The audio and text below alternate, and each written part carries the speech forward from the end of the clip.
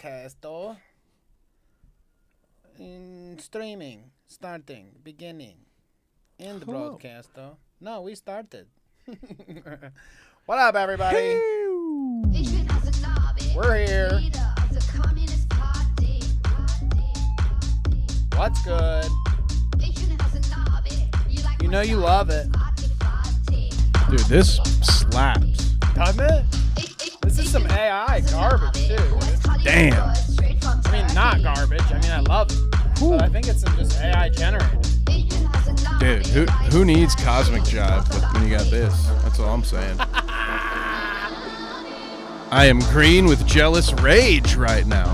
What up, Kang? Kang, hello. You gotta get up and dance like a song. Number one in the chat. What is this dance? What is this one? I don't know. I'm all shoulders. Oh, shit, bitch. Just do the dice thing.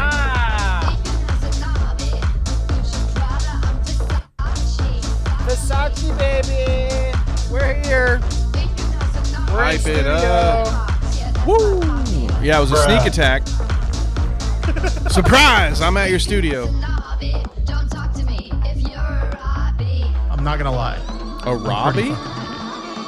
Is that a rabbi? Yeah, I think that. Oh. You know how it goes. Oh. What up, people? Very controversial. How we sounding? How we looking? Hello. Is everybody great tonight? Oh, I shouldn't show that. Oh, I left my Shouldn't flash my piece on stream. I left my prop gun at home. We'll save that for next week. I hope everyone is doing well.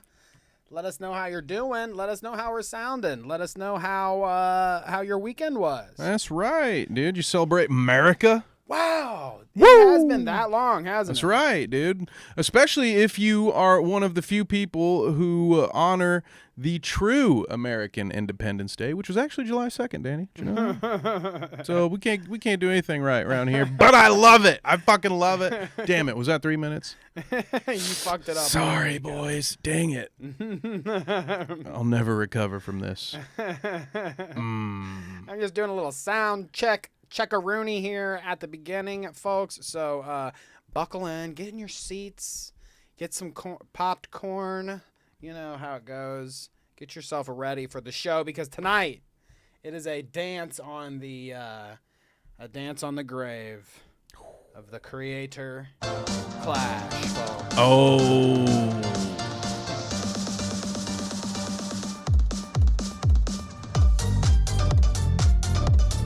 It's over. It's done. We're done. Rip. This may actually be the last time we talk about Creator Clash. I mean, like, what else could happen at this point? It's over. I mean, I know at least one, potentially two bald guys who might be interested in buying it when it is at its lowest value. Oh, yeah. Oh, yeah. How much you think we get for that? Well, we're not going to buy it for a couple of years, so I'll tell you. I'll tell you about it. I'll tell you all about it later. I've got an idea. We're going to bring it back in 5 to 6 years. We're going to reboot it. Yeah, there will be different creators and different clashes, but right now it's over, folks. Okay, Creator Clash is done. That's gone. We've got drama there. I mean, the drama ensued. Happened. The drama happened, folks, okay? Between Ethan, between Anisa, between Peach Jars and Dad, between all these. Your daddy is involved, Kevin. You didn't even know, but he is. Oh, is Peach Jars? It's a creator's You name, remember that right? video? Okay. That sound Peach Jars just I don't know. There's something about that name that makes me not want to click on a link, it's the right? rotten.com days. You remember? Whew. You know, Peach Jars. I remember what happened in that video. That should be banned from the internet. Okay. That's what is that her namesake? One man. Who, Bonnie Rotten or what are you talking what about? was that video wait, even different called? different topic. What? Are we on such a tangent? I don't even know what the video is called. One man, one jar or something? Is that what that's called? Man versus jar? No, yeah. It was certainly a versus. Oh, the jar won. The jar. Oh, the jar won, gang. Whoo. So we got jars coming, okay, folks. We've also got Nick Polom, NMPLOL. Okay, talk about an LOL cow, folks. Right? Ooh, Where's Polom, I hardly know him. Bam. Double rim shot for that. What up? We've got some Nick Polom. Okay, Polom. It sounds like a. Have you ever seen that episode of How I Met Your Mother where big tall dude, what's his name? Why can't I think of his name? Marshall. Is talking about Willem Dafoe, and he says he's at that fancy party, and he's like, Willem Dafoe sounds like a frog if you say it the right way, and he's like, Willem. I did forget about. Yes. Yep. That's what. Is that what Nick Polom reminds me of? Polom. Listen, Polom sounds like something you have to be very careful about asking for at a massage parlor. All right, that's all I'm gonna say. Not that I would do that, because I'm very cheap. I'm very cheap, Danny. There's no morality to it. I just can't afford it. I think I just jacked it up. How we sounding? Pre big day. Jars versus men. Oh my gosh. Fancy meal. Okay, well, I hope that's going well. I love to hear about what's on the menu, so let me know. Jars versus men. Ooh, yeah. Jars versus men will be on the menu, okay? We've got Dean Withers. A new Dean Withers just dropped. We got Adam McIntyre. We got Casey Tron. We got Hassan Piker memes. And we've got one of the first stories I want to get to. We'll keep it under wraps until I show you what we missed over break, okay? We said something about happy 4th of July. Well, I've got just the guy to celebrate the 4th of July with, okay, Kevin? We miss him. We haven't seen him in a while. Did my mic get loud? Your mic is crazy. I don't know actually in what way. Your audio broke. Okay, how about now? Did he sound like... were we talking like Peanuts teacher? Was it like wah, wah, wah, I wah? flipped the switch. Apparently it didn't work. It's a little fuzzy. Interesting. Just threw my headphones out of my ears. Ooh. I'm sorry, folks. It's been fixed. Okay. Okay. You sound like a sports announcer. Oh. Okay, now that really hurts. All right. Hey, perfect fit, right? That's a low blow. So now apparently sports announcers also sound like the speakers in a 98 Honda. I am broken now. I will never recover from this. Okay, well, I hope we're no longer. I hope we've moved out of the 98 Honda range. I hope we're back to normal range. Sorry, folks. I clicked a switch. Oops. I guess I should quit my day job. Watch those buttons when you're live streaming. You might hit the wrong one, you know. But, it's okay. It's all right. I appreciate it. I appreciate your feedback. Here's our boy. Okay, celebrating the 4th of July. It's Superhuman with an extra M if you're looking for him. Okay, 2 M's in that human. I mean, hell yeah, as they should. Is that to like signify something? It's like he's got an extra M as well as an extra chromosome or something. How many tables does one have to put themselves through to get the second M? That's what I want to know, because I don't think I'm that short. Yeah, well, I'm probably within 5. Would you do this, Kevin? This is Superhuman TV show. Today I'll be jumping onto fire. See, TV show? Think about. Well, I love this. Okay, They always saying. I got V-Dub harping on me in chat all the time. Cool. V-Dub, oh, it's a podcast or is it a show? Or is it a live show? Whatever. Okay. If this is the Superhuman TV show, okay, clips on fucking Twitter, we are a live show. Okay? We are not a podcast. We are not a podcast. Should that be the name of our podcast, though? Has that been taken? Just not a podcast? This is not what podcasting is. It's terrible. It works. This is for the juggalos and juggalettes. You naturalists at home, I hope you like it. Whoop, whoop. Fuck this shit. Like that bitch up, motherfucker. Hey, that's not your dad, dude. Be nice to your dad. Yeah. Like that bitch yeah, come on, bitch. Yeah, fuck it. Oh. It gets a little loud there, I guess, with fireworks. Oh my god. Do you think that hurts that bad though? I don't know. See, I think he's a very good actor, but if you ask me, okay. Yeah, come on, bitch. Yeah. Look at this. He just breaks the table. Like, are those sparks that hot, you think? I mean, people lose fingers. I don't know. Maybe he is, dude. Maybe he's like Gary Oldman. He's a chameleon. I think he's just a very good actor.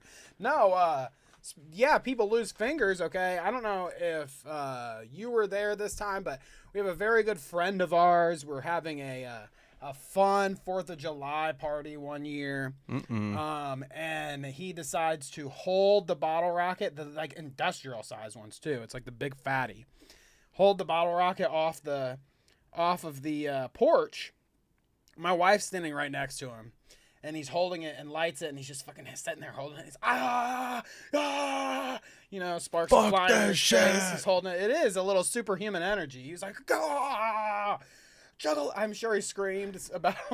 He definitely was trying to holler at some juggalettes for sure. Juggalos and juggalettes. But he fucking held that thing, and man, you look at his hands like. The first day, it looks brutal, you know, but it's like, oh, it's just some bloody shit going on. The second just day, standard. when it's like starting to, it's not just bloody mess, and it's like had a second to sit, you could see through his hand. Like, you could see the knuckles. You could see it's like turning green and gross. I mean, he royally fucked his Danny, I hand think up. your friend might be a ghoul from the Fallout franchise. He just regenerated afterwards, okay? It was fine. He is a nuclear. Yeah. Oh, okay. So Mr. Piccolo.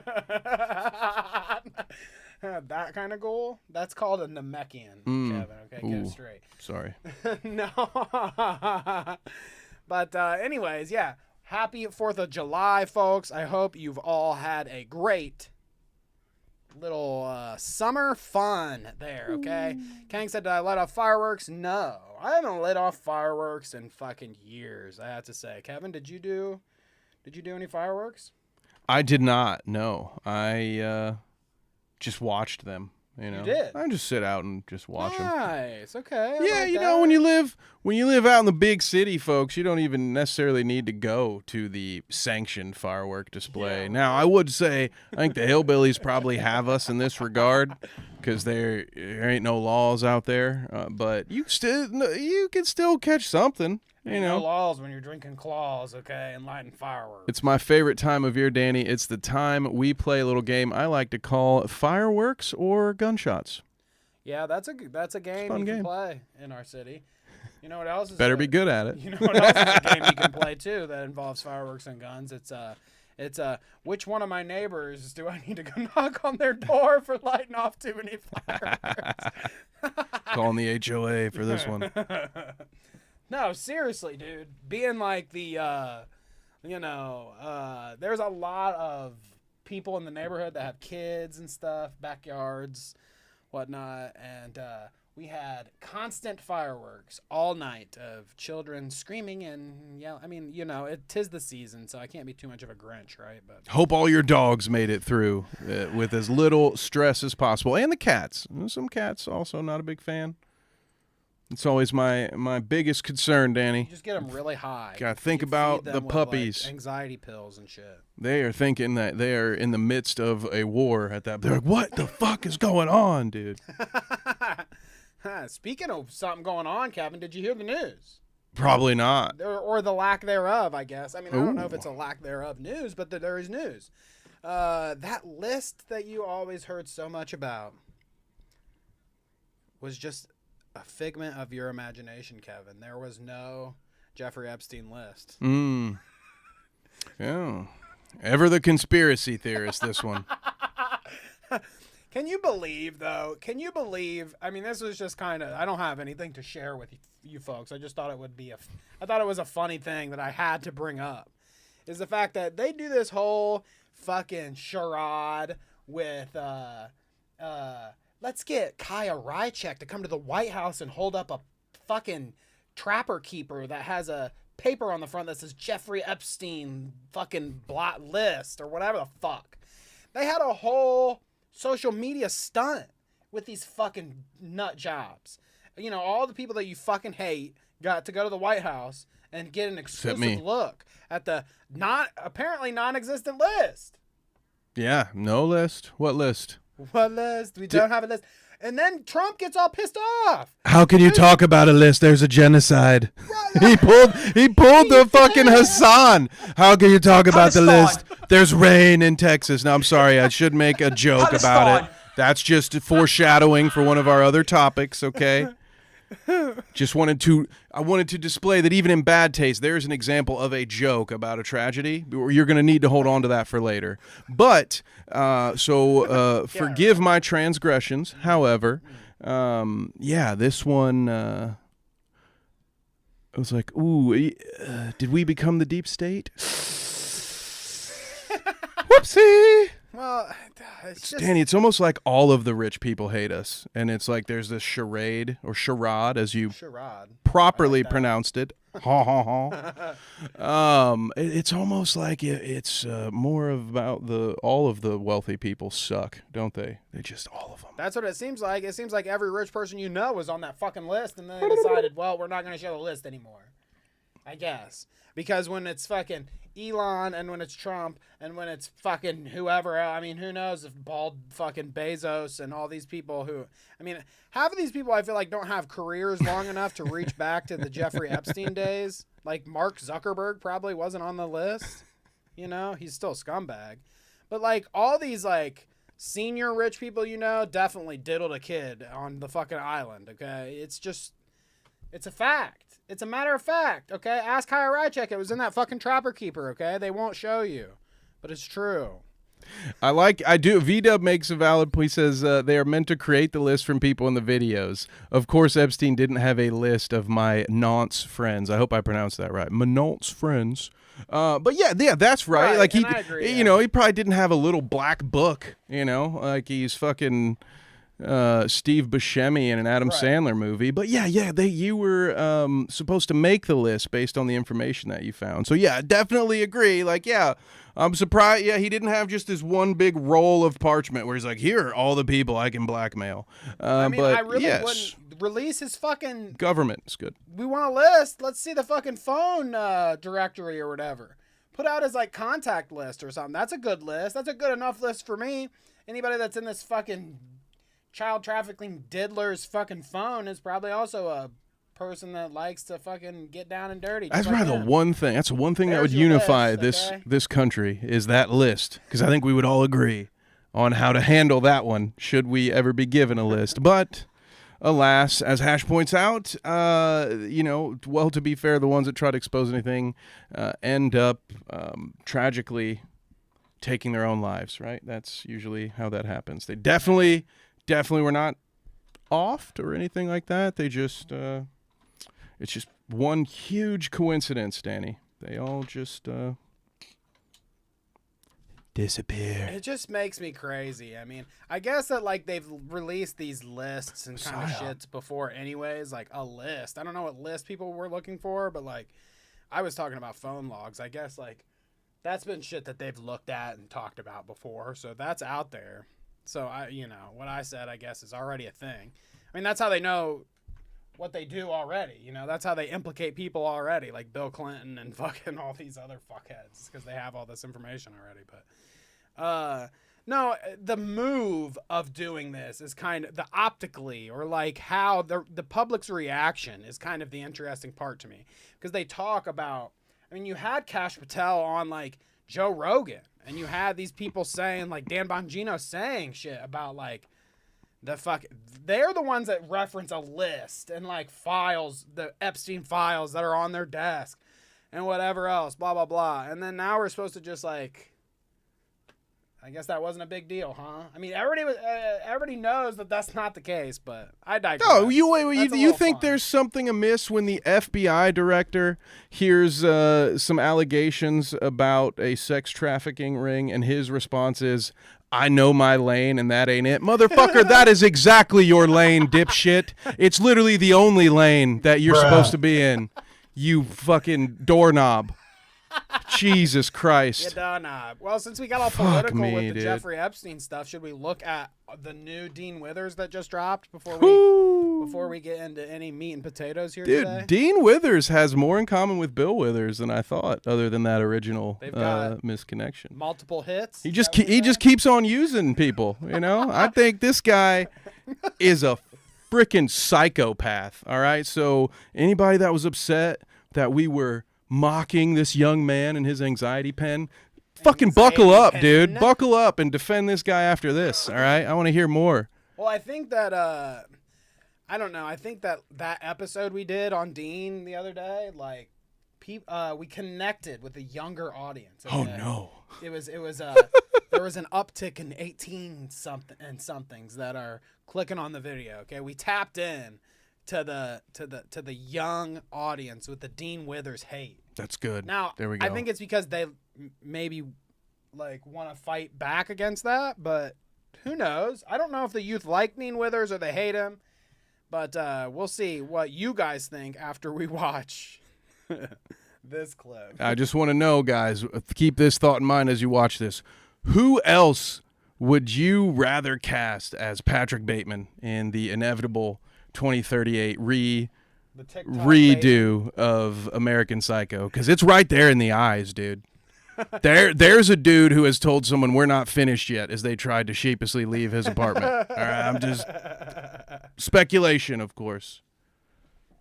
But come on, man, look at those dead eyes. Those are some dead eyes. This guy knows something about. I think this guy has the files, right? Bro, that anxiety pen does not work.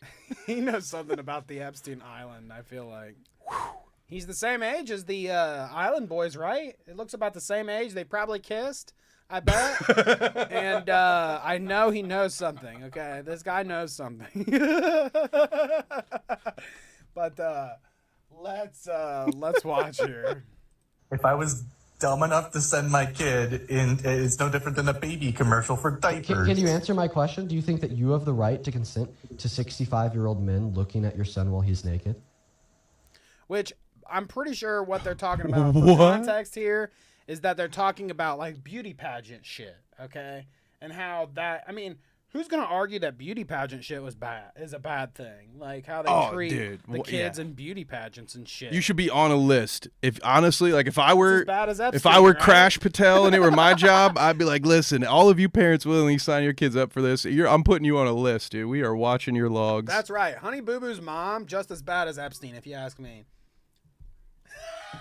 I wasn't prepared for that. I don't even know what it is. She's got an You island caught me. somewhere, too, You okay? really. I bet she does. Mark my words, okay? Just in my opinion, okay? No, take no legal action. It's more of a peninsula, but you're not off. But anyways, Dean Withers. Let's keep going here. I wouldn't allow it. Do you think That's that my you have the responsibility right? as a father. Do you think that you have the right to allow it? Do you think if you did allow it, that you would be violating the consent of your child? They have no choice in the matter whatsoever. It's my decision as the parent. And I wouldn't put my kid in that situation. That's why I think pageants are weird in the first place. I would never. So this reaction, dude, this fucking reaction is really something else. Because, like, I mean, the O face. I take it back. Let's recast him for Home Alone. It is the. I just put on fucking aftershave. That's why I think pageants are weird in the first place. I would never. I just put on some aftershave. At least he's polite and covers his mouth. And then mutes the guy in the middle of his of what he's saying there. Very polite. Oh. But the guy, this is a weird conversation to begin with. First off, they're talking about beauty pageants and whether the parents should be allowed to give consent for their kids to be in beauty pageants. Okay, if we're talking about that, you know, beauty pageants fucking suck. Yeah. It's just like YouTubing your kids or whatever, doing that and enslaving them away, opening toys or whatever. Making them boom for chocolate chunk cookies. For cookies and making them overweight and obese so they keep the fucking picture just right, you know? He's got a daily dose of chocolate chunk cookies that he has to eat, so he just has that perfect roundness, okay, for TikTok. But I think that YouTubing your kids, pageantry of your kids, you exploiting your kids. I mean, even child acting, where they are in Hollywood, you know, not only, I mean, Epstein's a good a good case in point as to why that's bad too, right? So is Corey Feldman. No, but you ever hear that guy talk? Right, Ooh, but like poor we've guy. seen time and time again that when you exploit your children for money, pageantry, YouTube, movies, television, whatever, it always turns out bad. Not only for the family a lot of the times because it separates a family, it divides up parents versus kids because the parents are exploiting and blah, blah, blah. But then it just sets the kids on a path of like destruction for the rest of their lives. I mean, look at half of these, look at Amanda Bynes now, and look at, you know, Britney Spears, and there's countless of these that have been driven to being clips on the Clout route. I think Hillary Duff made it out okay, so we're proud of her. I think. I don't know. I might be proven wrong on that. I don't really keep up, but you're right. Yes, it's kind of a lot, and this whole thing, I feel like this is a moment of the goalpost being shifted mid conversation. Because it's sort of like I understand the concept of if he had said my child doesn't have a choice in the matter and they will be in pageants, then I'd be like, yeah, bro, I mean, that's a little fucked. I still don't think you should do what he will proceed to do. But however, in this instance, I feel like what this father is doing is sort of just protecting his kids, saying, well, they won't have a choice in the matter. They won't be allowed to do it no matter how bad they want to do it because their frontal cortex hasn't developed yet, he said, as if he knows what the fuck he's talking about when it comes to brain stuff. But you get it. There's a reason we have determined that certain ages are required before you can make certain decisions, because we all know that, honestly, well into your 20s, you're still a fucking dumbass. And so, yes, you probably shouldn't be allowed to decide if you want to expose yourself to this at 6 or 7. But this is so disingenuous, dude. Like, this is such a fucking skeevy little move, dude. It's just not the craziest thing to me for some guy to say, like, yeah, my kid doesn't have consent. Like, yeah, I never had consent as a kid for half the shit I did. I mean, honestly, you think anybody would go to school if they said no? And then it would be like, well, it doesn't matter what you want to do, okay? Yes, your parents do give consent for you when you're young. Now, does that always mean that they make the right decision? No. I mean, this pageantry shit is case in point for that, but like, it's not the craziest thing to be like, yeah, my kid doesn't have the agency and can't give consent right now. He's a kid. But I will, and I will keep my kid out of pageantry and pervert shit. I mean, I don't know. This is just a weird thing to react this way to a guy saying that. Exactly what you said. If he would have said, well, he don't have a choice, and he's going to be making me money. You're going to be making me money, modeling son. those diapers or whatever. Then I'd say, okay, disagree. Still not going to call the government about it, though, because that's not me, but you do you, Dean. I think I agree with Kang's take here. He wants to be Hassan. Aim high, Dean. Aim high. Yeah, well, he's got a couple inches, and, man, you need to hit the gym. That's for sure, okay? Also, as much as, you know, me and Kevin carry on about Hassan, you never see him hit a soy face like this. I don't know if I've ever. Sack up, bud. And he holds it for so long. Like, you've pressed play, right? Yeah, I can see the eyes. It's in the eyes. Then he's got to consult with his phone. He's like, okay, really? He just said this. No, he's looking up the information. Amen. So. Okay. So here's what we're going to do. I think that you don't deserve to have any custodial rights over your child. Over that. So for those watching, their handle is Goatman91096. Goatman 9109. Shouts out to Goatman, okay? I am shocked that's not his real name. Goatman. Maybe he is into Baphomet. He might be onto something. That's what I'm saying. You know, that's right. Okay, rock on, Goatman. To be anybody in here. That's rock on, good, Goatman. Keep your like fucking kid out of the fucking pageant, dude. Rock on. It's fine. Nothing I said was wrong. Okay, I just said that the kid doesn't get to make the decision. What's your name? I would never put them in that situation. Okay, what's your name? And why are you trying to dox people, dude? That's weird. Because I want to find who you are so I could call CPS and have them take your child away from you. Oh, I'm sure.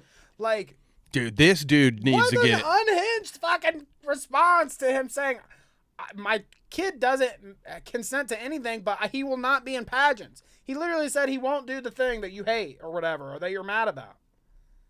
But you're like, oh, your kid doesn't have consent? Well, by God, it's time to call fucking CPS. Dude, when we inevitably buy Creator Clash, I am going to pay Dean Withers so much money to get on that card. Because do you have any idea how many people would pay to watch this dude get punched in the fucking face right now?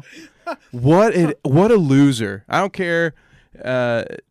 What is this dude, like 17? I mean, he clearly has not developed at all yet. I wonder if he's drinking age. I don't really know. I don't know. I doubt he can drive a car, but still, what a dirtbag. I like what Hash said there in chat. Read a little bit of her last couple messages there. Yeah, CPS visits, traumatizing for kids. You know what? He cares so much about your children that he'd have them put into government assisted living. 20. And you know what? I don't know if any of you have had the pleasure of knowing anyone who was raised in that system. It takes a very long time for some folks to bounce back from something like that. Like, you are absolutely not at an advantage going from different foster homes and shit like that. That is not something that you should wish upon someone, especially just because you fucking disagree with their take on something. That's the novelty of America, baby. You can raise your kid the way you want to raise, and I can raise my kid the way I want to raise. Now, and I cannot have kids because that's dope. Exactly. Now, there can be boundaries to that, too. It's like, we don't want anybody to, like, beat their kids or anything, or to abuse their kids. Correct. There's boundaries here. And you could argue maybe even that the pageantry shit is kind of abuse, but literally the guy said he wouldn't do that. What the fuck? What the fuck? What the fuck? Dude, I just, this guy should be a wrestler. I'm telling you. Like, I don't know, maybe this is just my inner caveman coming out, but I would pay a lot of money to watch someone hit this guy in a way that is consensual. Yeah. All right, like, I'm not suggesting he should get jumped in the street. I'm just saying he would print money as a flyweight fighter, because people, you need a villain. All right, you need somebody that people are like, here, I want to watch this guy get hit. Maybe it's pro wrestling. You know, would you not want to see this guy get superhuman through a table? You know, like it's a gimmick Paul table. Who cares? Or, Logan Paul fucking frog splash this motherfucker. But you know, you could apply like what he like. If your kid wants to stab somebody with a knife because he did. Have you ever seen that clip of that little black kid and he goes into his dad's bedroom with the knife or whatever, and he's holding the knife in his hand. His dad's like, "What the fuck you doing?" And he's like, "You didn't give me pizza earlier." So. Is this the John Carpenter's Halloween? Is this the? Yeah, I remember that scene, dude. It was iconic. They shot it through the mask. Beautiful. But he's like, "You didn't give me pizza or whatever," and he's like, "What are you talking about?" And he's like, "You got pizza earlier. You didn't give me any, so I'm gonna stab you." He's like, "So you're telling me that I didn't give you pizza, or I didn't tell you about pizza, so you're gonna stab me?" And he's like, "Yeah." And he's like, "Go put the fucking knife down or whatever." But it's like. This is a stupid comparison, I guess. That's the kind of kid you do call the government on. I'm just saying, you might have a bright burn situation on your hands. I kind of feel like. Excuse me, can you get this demon out of my home, please? But you know what I mean? Like, if your kid wants to stab, and you say no stab, no stabby, no stabby, you can't stab, no stabby, Liam, no. I'm overriding their feelings. That happens often as a parent. That's why you're the smart one and they're the dumb little kid that you're trying to teach things, okay? You know better. So you decide that they can't do something or can do something or will do something. Now you sound like my mom. All right. Well, interesting. Look what Kevo's mom pumped out. I know better than you. A well-adjusted. Jeez. A well-adjusted adult. Okay, beautiful man. An adult. We'll give you that. Sure, I'm sure you would like to try to do that. Yes, I would. So they would never even do it. That's the best part. Okay. Because I would take the part, and I have a witness sitting here who's heard me say I would never put my child in that situation. Okay. So what's your name? But don't worry, move the goalpost too, by the way. So you said that Bum. you, think that You parents have bum. the right to exploit and traffic their children. So No, that's not what I said. What So a I'm not gonna- piece. All right. What a From fucking that, we debate, just bro. listened. God, just We just listened, and then that's what he gleans. He fucking says, Hassan. what was the exact words here? It was exploit and traffic their I'd lay children. my little So dude that's- out if he pulled a Don't worry, knife on move the me. goalpost too, by the way. So you said that That's you good think that parenting, parents have all right? every right to exploit and traffic their children. parents have every right to exploit and traffic their children. That's what he extrapolated from the guy saying, my kid doesn't have consent to can't give consent, but he will not be. I would allowed. never allow them to be in that dangerous situation. He's like, well, you think it's your right to fucking pimp them out. Like, all right, you little fucking moron. I can see how this dipshit wound up on a Jubilee video. That's all I got to say. It all makes sense to me now. 20 Republicans versus Dean Withers, okay? You imagine you and I this was triggered by V-Dub's comment. He says he was desperate for a W after his anxiety pen crash out messed it up. Can you imagine following up something as fucking pathetic as the anxiety pen? Whoopsie. And then you follow it up with this? Listen to me, Dean. Hi, Dean. Welcome. Like and subscribe. All right, be number 600. That you can undo all of this right now if you would just subscribe to the video. But I don't even remember what I was gonna say. I just wanted to pitch to subscription. Dean, you suck. All right, get some help. It was my shock. I don't. reaction. I was like, what did I just say? Distracted. What did I just say? Shit. Get out of here, Dean. You're pathetic. You're a pathetic loser. Yeah, that's right. On the Clout route here, if we ever forget and lose our train of thought, which happens often, I might add, I do that quite frequently.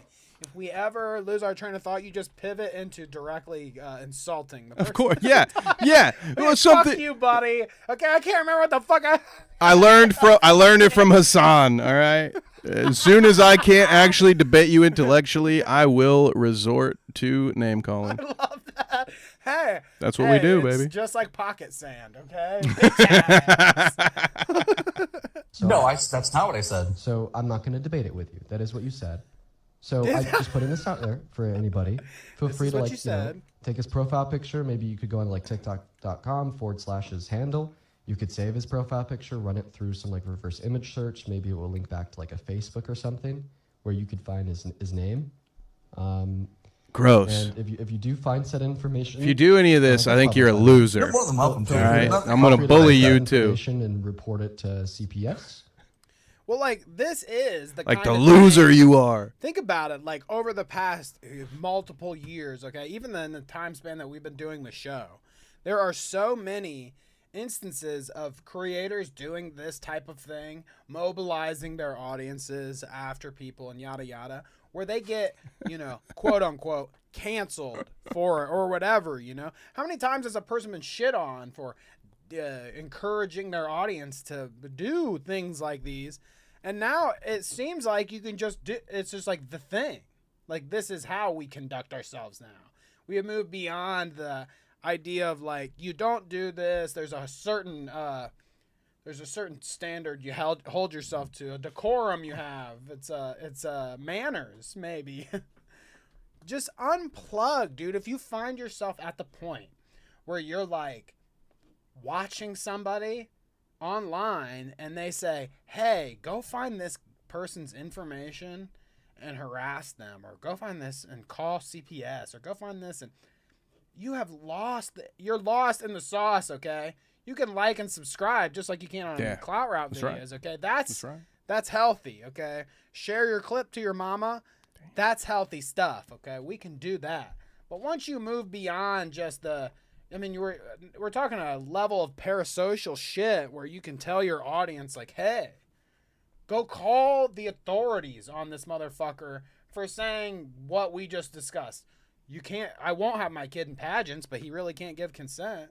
What do you think those people are going to say anyways? They're just going to be like, did something happen? I also love a 20-year-old dictating to a father what they can and can't do with their children too. Like, get over yourself, Dean. First of all, if I had a haircut like that, I would willingly shave my head and stay bald. So, maybe just worry about yourself. You got a lot to work on, Dean. You don't tell other people how to live their lives. V-Dub says, bring back Harry Sissons. Why does that sound... That's another one of these fucks, isn't it? Why does that sound so familiar? That's another one with blonde hair and fucking TikTok crazy. Got a bunch of lefty Gen Z Alex Jones types, huh? I like that. I'm into it. More Alex Jones is It's cool. great. Yeah, exactly. Thank you. Yeah. Just Honestly, don't dox people, all right? This could have been just good fun. But no, you had to be pathetic. I think we need a little pushback, actually, okay? You're talking about Harry Sissons and this Parker guy and this fucking Dean Withers guy or whatever. There's too many lefty Alex Jones, Hassans or whatever, okay? We need to combat now, okay? Where are our youthful Alex Jones types, okay? We need a right-wingy Hassan, okay? A right-wingy Alex Jones type in their 20-somethings to combat this. Okay, do we have that? I missed my calling. I'm too old for the part, Danny. It's that one girl that looks like Ben Shapiro, right? That should have been me. What's her name? It's Brett Cooper. Why am I thinking of that? Okay, she's the right wing Alex Jones, young type. Okay, she'll bring in all the conspiracy theorists. I'm convinced that's just Ben in a wig, but go on. All right, we're 40 minutes in, so let's do some Nick No Polom. way, really? Polom. Okay. Polom like the frog. A professional comedian, is that right, Danny? Nick Polom, professional comedian. Watch this fucking... We're going to have to really... we're going to really rely on that Keemstar rim shot here when we listen to this clip, okay? Can we call that anything else? Keemstar rim shot, baby. Woohoo! We gotta hit that Brantley key. Woo! So Nick Polom, he's been around for a while. We don't really talk about him on the show very often. He's just never newsworthy. He's just some fucking... He seems like a chump to me. Just some guy that got lucky. Honestly, it seems like this is the vibe I got, okay? I guess... When you're talking about what is Nick Polom, NMPLOL, most famous for, and I think it is his public divorce with his ex, Melina, who used to be like his stream manager, and she's on streams with them all the time. And the only thing that I've really heard about Nick is that they're getting a divorce, and it is sloppy mess, and the internet is reporting on every fucking step of the way. They're looking at the documents and shit, too. And they're criticizing him for being a scumbag and talking about how he couldn't make a career without his ex-wife, and that's why he stopped streaming for a while, and that's why he sucks now. All these things. Okay, that's what if you do a quick Google search, that was the kind of backstory shit that I was getting. Oh, so he's in his divorced dad era. That explains a lot, Danny. That explains a lot. A lot of these guys are in their divorced dad era, though, it seems like. Or just like never, or it's like incel era where they just careful, never Casey get Tron. there, or they never get there, or it's Nick Polom where like they were there, they had it, they didn't realize what they had until it was gone, baby, and now you're a fucking schlub. Ooh. Cracking jokes about Texas floods, okay, folks. Now, if you didn't know, because you could not know, sometimes you don't know things, okay? So we're here to fill you in. If you didn't know, I don't even really know a lot about it. The most I know about the Texas floods right now is it was a freak thing. It was like something they would have never expected to happen, a once-in-a-lifetime flood thing. And I also know that Ted Cruz is like in Europe, Mexico somewhere. or something. Yeah, every time, dude. Anytime there's any sort of natural disaster in Texas, if you have the chance to bet on it, the only place Ted Cruz will not be is the fucking state that has elected him to represent their best interest. Oh my God, dude. What? Anyway, dude, lizard people aside, yes, there was a flood and it was a tragedy. Still is, actually, probably. Let's see what chat's getting into. Advent says, Tectone cracks me up. Okay, he's an egg, a fellow egg. He embraces the egg. I think he talks about egg and being bald. Good, as long as... He's like he's legitimately a fellow egg. Now, I think he may say some stupid shit sometimes, but guess what, people? I say some stupid shit sometimes. So does Kevin, so does everybody. What? So, Well, okay, you sound like my mother again, but okay, I'll allow his it. whole pedophile dad thing is kind of freaky or whatever, or like... sorry, correct or Maybe pull that back a little bit. It's so His dad did something bad. You guys, you're gonna have to add some context now There you go. that I don't roll know. That back. I think Tectone's dad is some kind of creep, and he's had him on his stream, and people criticize him for that. Okay, that's pedophile was a little too far. Okay, too spicy, too much sauce. But Tectone, okay, V-Dub says Nick used to be Soda Poppin's sidekick for a long time in the WoW days. That's how he got relevant. Interesting. Soda Poppin, another guy that we like have never talked about. Soda Poppin'. My favorite Ludacris song. When they're like not controversial, they really do fly under our radar. They have to like say something racist or like do a crypto coin, and then we see them. I'm sure there's a lesson in there somewhere, but I'm not interested in learning it. So thank you, V-Dub, for that. Kanga says, I get why he's divorced. Retweet. Sleek says, we call that his Portnoy era. Also retweet. Hash says, I don't consider it a freak accident. This state just doesn't give a fuck about anyone living here. Hash, I hope I did not know that you were a Texie. I guess maybe I did at some point. But anyways, I hope that you're well. Yeah, it's an area known to flood, just maybe not to that extent, is my understanding. But I get so it's maybe not necessarily a freak accident, and more is just a very poorly handled situation. Somebody fucked up, dude. That's all I got. Like somebody somewhere absolutely had to fuck up for something like this to happen. Well, it's how that shit always is, anyways. When I said freak accident, it's because like I had seen a headline or whatever that had described it that way. And I'm very certain that news outlets and shit will exaggerate, at least in a certain direction. They won't implicate the government of any faults, but they'll say that they'll make sure unexplainable. They'll make sure your insurance can't be covered by it because you, the idiot that you are, decided to move into this flood zone. So they'll make sure that if you do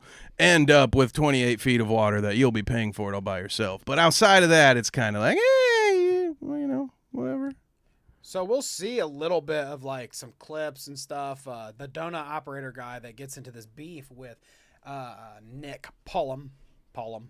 I'll never. The guy that gets into the beef with him shows some of the pictures of like the incident, like the stuff going on in Texas and stuff. So we'll see some of the. I mean, it seems pretty tragic. Now, are me and Kevin one to maybe we've made a joke about dodging and ovens or a 9/11 cake joke, or yeah, maybe we've made a tier list where we put, Ben Shapiro and Ethan Klein in the Jew tier. Ooh, maybe did we do that? Did we do that? The lines get crossed now. I forget if we report on a something fever dream. Well, listen, here's one thing I know that you can go back to on tape, and you can find me saying that, right? Like that a joke is a joke, all right, and that I think that jokes are jokes, and therefore maybe we don't hold them to the same standard as other statements. But I will ask all of you this.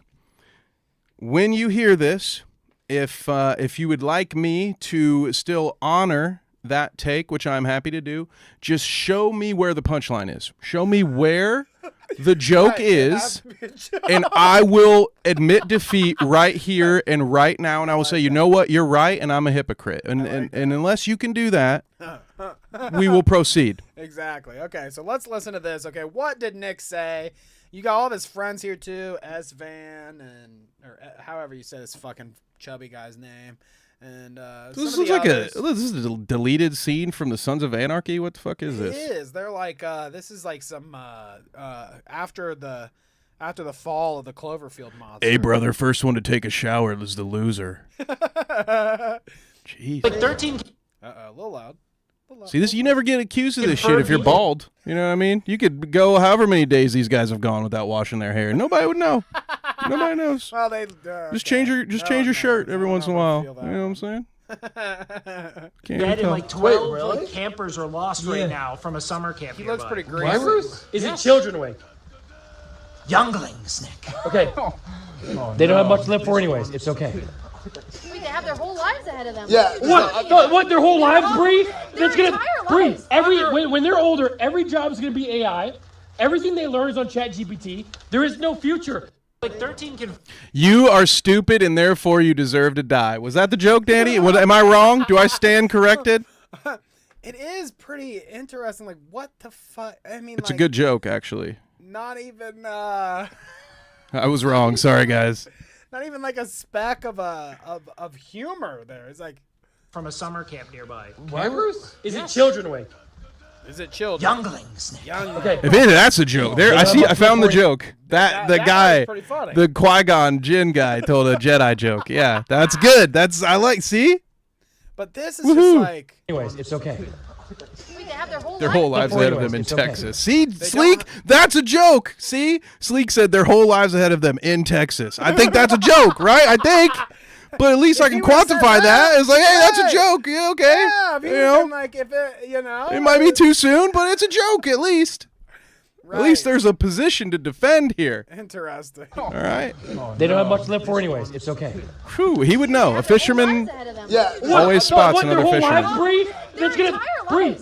lives. When they're older, every job is gonna be AI. Their wife will Everything divorce they learn them. is on ChatGPT. There is no future.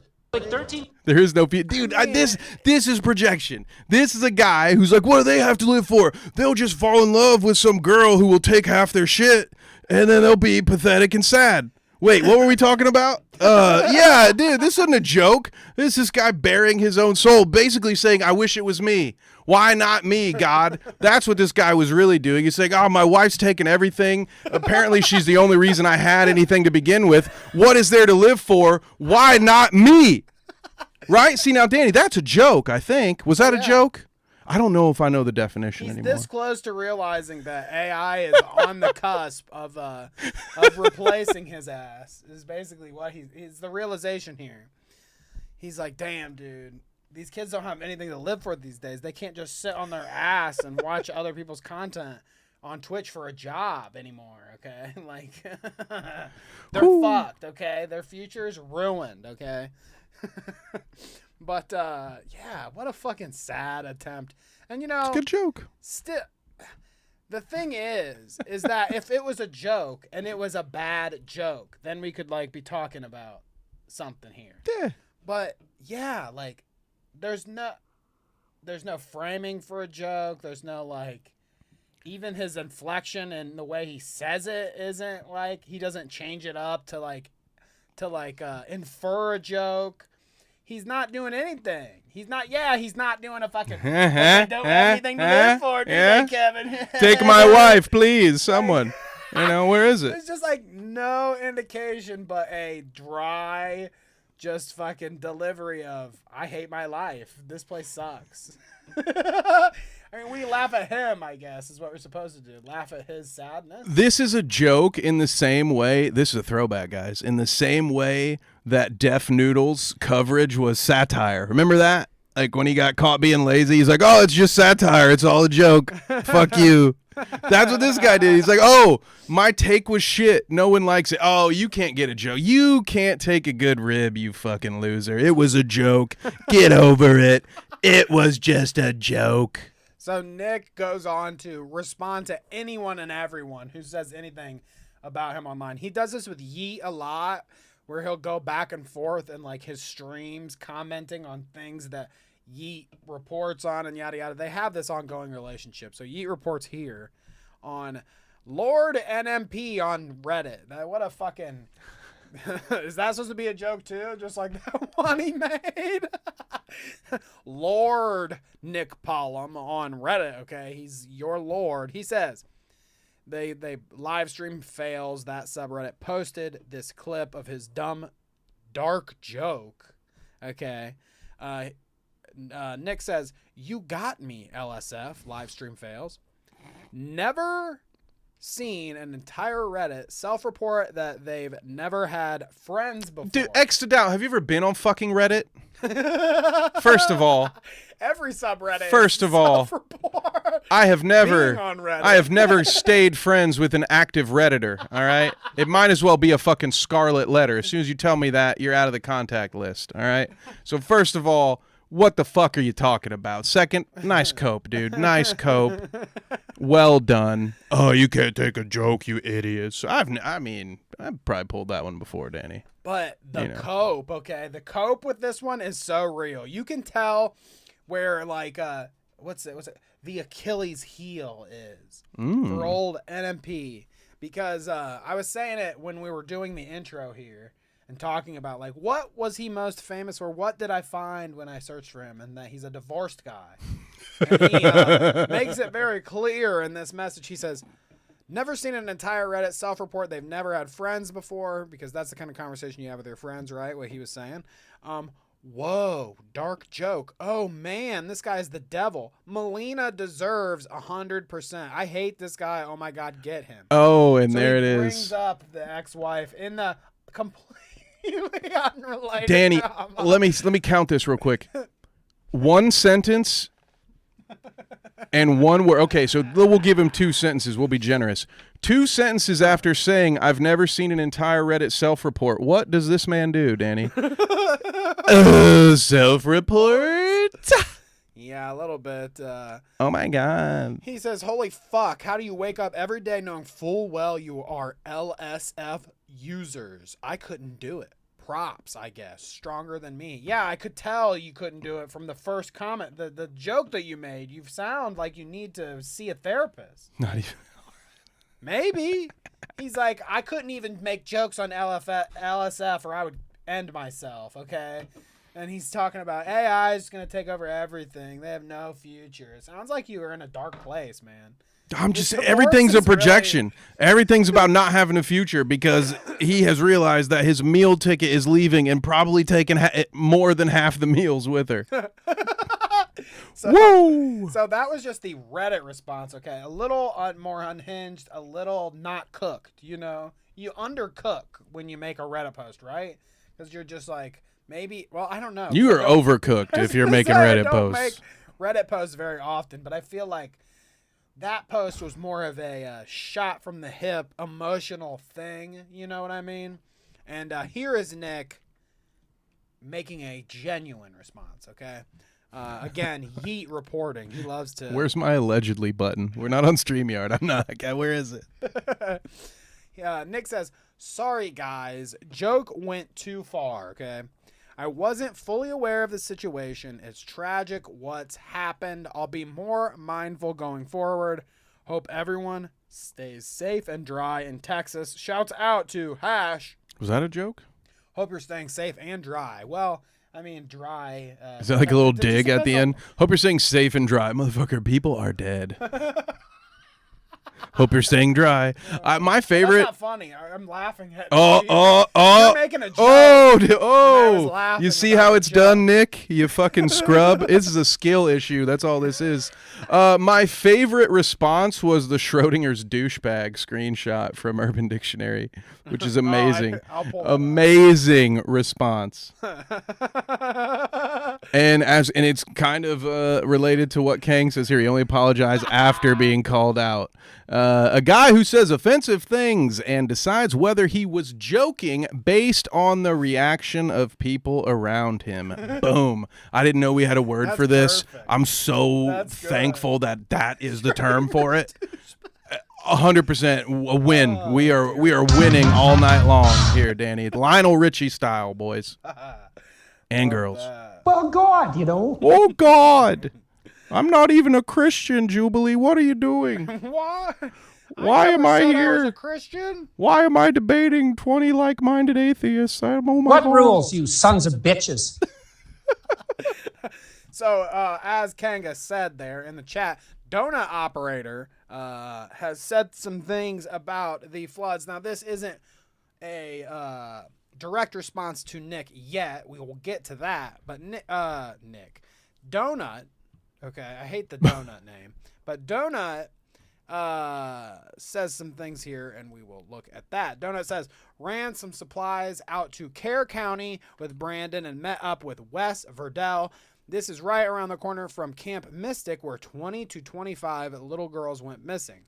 Miles and miles of cars, trees, and homes piled on top of one another. First responders told us it's a huge holiday weekend there with hundreds of out-of-towners staying on the riverbank, which means they really can't give a solid count on how many people are actually missing.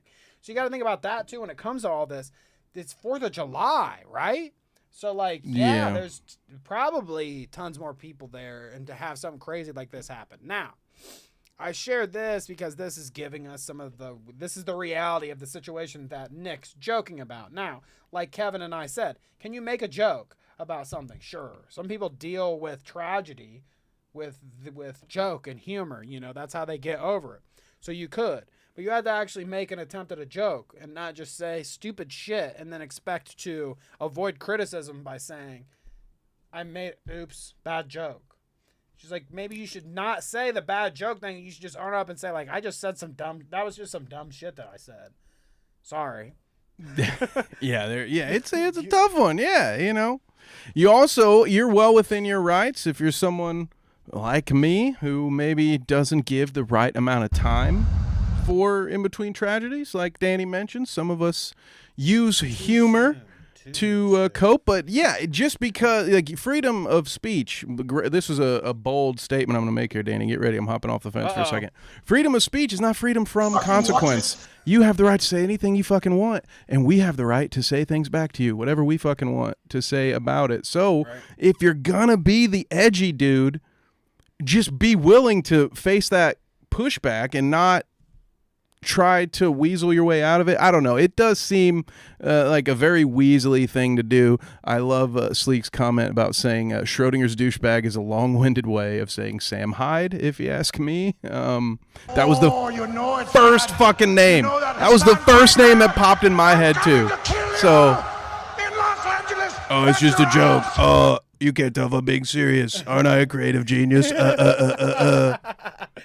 But here's some footage of them driving around after some of the crazy shit that happened. So you can see the level of devastation that's going on here. Currently, this is happening like now. This is the situation now. So like, yes, I do think maybe a bit too early. And fair enough what he was saying, like, if you're making the joke to your friends or making the comment to your friends, of course I can say thanks to Kevin and my buddies and my wife off stream that I would never say on stream. I'd say fucking stupid shit that I would never say here, and they know I'm joking. They know me well. Okay, they're not just some random person tuning in to watch. Like, they've known me for years and years. They know my sense of humor. They know what I mean and stuff when I make these kind of jokes.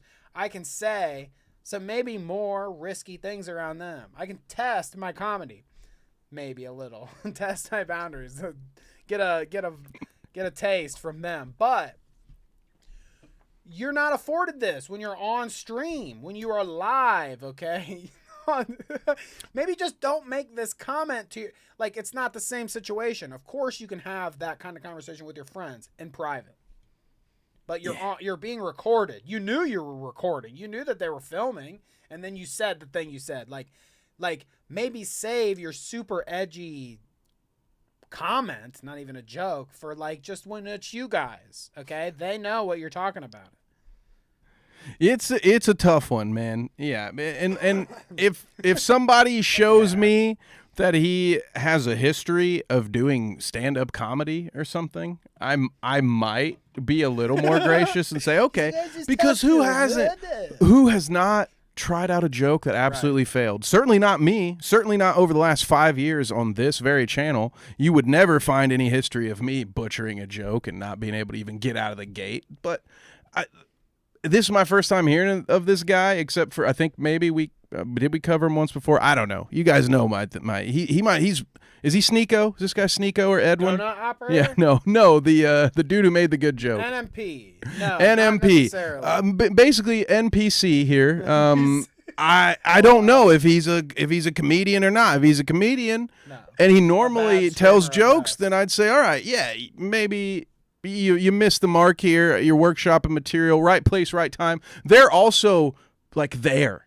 Right? Like they're a few miles away. Yeah. So it's even there's an extra thing to that where it's like, God damn, dude. Like even me, dude. if it weren't for this this bit where I felt the need to tell jokes about this so I could display what a joke about this might look like, so we would have it. Like, I am not, when Danny and I hit end broadcast, I'm not going to be cracking jokes about the dead children in Texas. Even I do have my limits. You know, again, if that's your bit, if that's your comedy, okay. You know, you might not sell a lot of tickets to your special. You just have to understand. Like, you say whatever the fuck you want, but you understand there will be a reaction to it. Imagine you were like, because they're like, I don't know if they're going around and doing stuff for the floods actively when he's saying this kind of shit. Like, maybe they are doing something, like helping in some way, which would be good if they were. I'm not exactly sure what they're doing in their stream right here, but like, imagine if you were you're like a firefighter on ground zero when 9/11 happens, and you're like, you decide to like turn to your buddy and you're like, check out that smashed guy over there that fucking splatted after he jumped out the building, and you're like chuckling, and then your buddy's gonna look at you like, yo, dude, like, what, bro? Like, okay, like, what the fuck, man? Like, super dark. See, but that's not even a good joke. See, if you were a firefighter on Tower 2 and you're running up the stairs, you know, what you would do is you would turn to your teammate and say, this is the one time I don't want to take the elevator.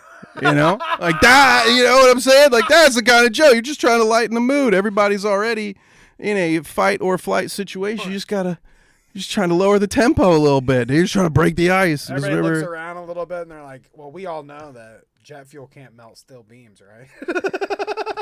Okay, now you're starting to sound like my uncle. Or me at Thanksgiving, but that's why I'm not invited anymore. So, but anyway. When my mother can explain to me what happened to Tower 7, Danny, I will return for Thanksgiving. and not a fucking second before. Where are my answers, Mom? Come on. No, but then if we look here, Donut operator's response, we were in the mud looking for bodies all day. Great job, or great joke, F slur. Ooh. He drops the F slur and gets limited here. And it shows them, they're, on the ground searching for people or helping or however they're doing it. But this was a good one. Fucking loser. Because Nick actually commented under this and put this. So under the comment from Donut Operator that says, we were looking for bodies in the mud all day, you F slur. Okay. Nick hits him with this. This is the comment he comes with. Joke went too far. My bad. Some hit, some miss. And then he's dressed like a woman. Dude, is OTK the worst collection of douchebag individuals you could ever... They're like the Avengers for shit. It doesn't matter because he's been replaced. It's like Hydra. You cut off the head, and then you got a dude doing a humiliation ritual in your Twitter replies. What in the actual fuck is going on here? Jesus Christ, dude. So and he's not even in Hollywood. Like, at least, John Cena got paid for getting naked in front of him. Like, what are you doing that for what? Listen, I have my limits. If I show up here at 5 p.m. and Danny says, hey, I got a nice sundress for you to put on, I'm going to say, whoa, no thank you. I don't like the way my ass looks in that. This was a better Next joke. week I'll wear a thong and then we're fine. But no, like, what is this guy doing? This was a better joke, I have to admit. He's working. So he's on his way. He's the next George Carlin. This guy. Going, okay. Now I need you to move on to props like Carrot Top or something. Okay. We've got something working. Can I do a Gallagher thing? Can we just smash fruit back here? Yeah, exactly. That'd be a good stream, wouldn't it? Count me in, dude. So Yeet continues to report on this. NMP responds after Donut Operator called him out for his joke about the Texas floods. Let's see here. It's a cute fit. He puts this, drops the F slur. So NMP, which somebody's in this Discord with them. NMP, whatever Discord he uses to talk to all these people. Somebody's in there and continually feeds Yeet all this information. Now, maybe Yeet's just in there and gets it himself. I don't know how their Discord works.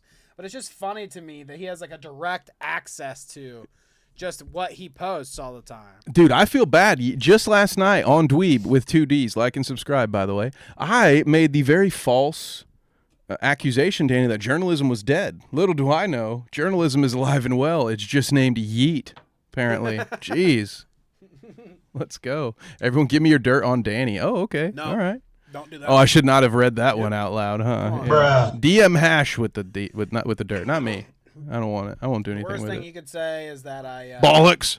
Yeah, the worst thing that you guys know about me is that one night I got really drunk and yelled the British slur for balls, bollocks. At my I'm wife. pretty That's the sure worst he's thing you know. also just yelled balls before. Now that we're talking about Right, it, I mean, different who night, does that, different okay? night. It was comedy. It was a joke. Okay, she didn't understand. It's a joke. You don't understand my She didn't get bollocks humor? Come on, dude. Okay. Can't take a joke. She didn't get the joke, okay? I tried to tell my wife a joke. I says, bollocks, bollocks, bollocks. And she's like, shut the fuck up, dude. Will you shut up? I'm like, you just Oh, don't sorry. get it. Too soon. I guess 3 a.m. is Okay, too right. soon for a drunken rant in the stairwell. My bad. Let me post a photo of me in a dress about it. Oh, but yeah, NMP shares this, the F slur post, and says, man, this is 2025. He's calling me a British cigarette. And then he says, yeah, Techie asked me if I wanted to go shoot with him. That answer is definitely no, LOL. Yeah, I have a feeling that if Nick goes out and shoots with Tectone and Donut Operator now, there might be a specific person getting shot. Sorry, I'm not showing the messages here. Ooh. Shoot, I use GIMP for NMP says, yeah, the joke was bad. I'll give him that. But calling a 35-year-old man. He's a the F-slur, 35-year-old, a literal man. What's He's it matter 40. what age you are? Like, does your age, like, somehow you get to a certain age and I can't call you a certain name now? You Like, there's a cannot certain mock slur me that I can't apply to you because anymore? I'm a grown man. You're not allowed to call me an F slur. Fair enough. Okay. Sir, I'm too old for that, sir. you don't okay? get to play that card, dude. Not right now.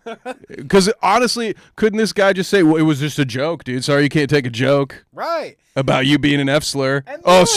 sorry about my dark humor, dude. I guess you just don't get it. Okay? Some of them land, some of them fall. I don't know what you want from me. We're having a comedy, dude. And he says, he says here, oh my God, his viewers are spam calling me a British cigarette and telling me to suck on a shotgun.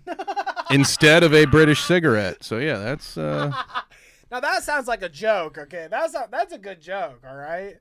Okay, just a little. Well, I mean, he was given all those suicidal takes or whatever. He was all depressed about the future and no hope. So, you know, they're making a joke. They're like, suck on a shotgun, man. yeah, dude. This guy has definitely felt the what the French would call l'appel du vide. Uh-oh. All right.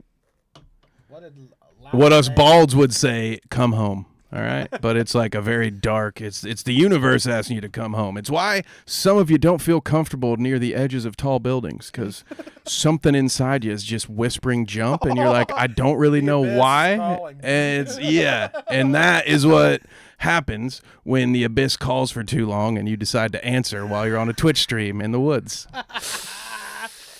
V-Dub says the UK doesn't have shotguns, so he is safe. Yeah, because they are, you know, they must be in the UK since they're so flippantly using the British cigarette term. You know? I thought you were gonna say machetes. Yeah, same. Also true. Tossing acid, using machetes and katanas, saying the F Dude, no slur. wonder we, Sounds like a place to won that independence. You imagine? I thought muskets were old school. These dicks were just fighting us with machetes. No wonder you lost, idiot. Jesus. Oh, okay. Let's see. I'd be calling you sir if you'd let your people have guns, dumb shit. That is historically accurate, all right? V-Dub, do not come for me. Everything I just said, 100% accurate. Very true. Don't look it up. Don't look it up. Dexerto reported on this and said Nick Polom has apologized for the comments he made. It shows his little apology here. And then there's a Dude, who's he community note, doing? which What is is- kind of funny.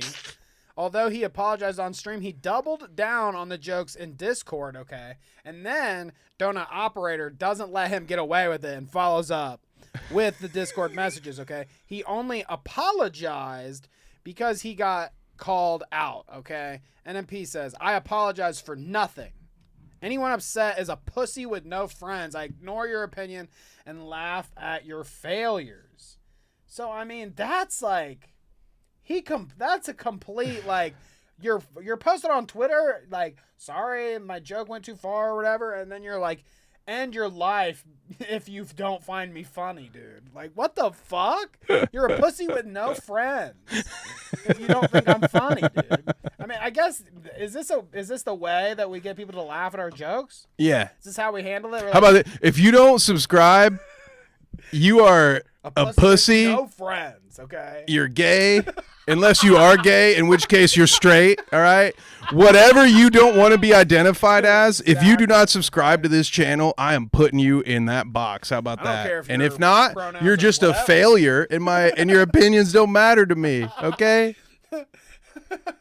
Okay, you failure, all right? Just tell me you never had friends. Are we still talking about NMP? There's a genocide going on. I don't know if you know. Are we going to talk about this guy, okay? He's a creep, okay? Why are we still talking about this guy? Let's see. Why am I? Well, hang on. Hash and Kev being a sports guy is only like one step away from being a high school history, from teaching high Well, school. that's true. My sports What? guy was a balding biology teacher, in fact. The guy that I remember that was like that. Well, he was a little shorter than Kevin. So You want the math guys. Sadder. Honestly, the best coaches teach math, if I'm being honest. Okay. All right. They get the idea. Okay? Yeah, well, they get how it have a works. brain. They do. They Right. do. They're not They like got a open your book brain. to page 3 and read it.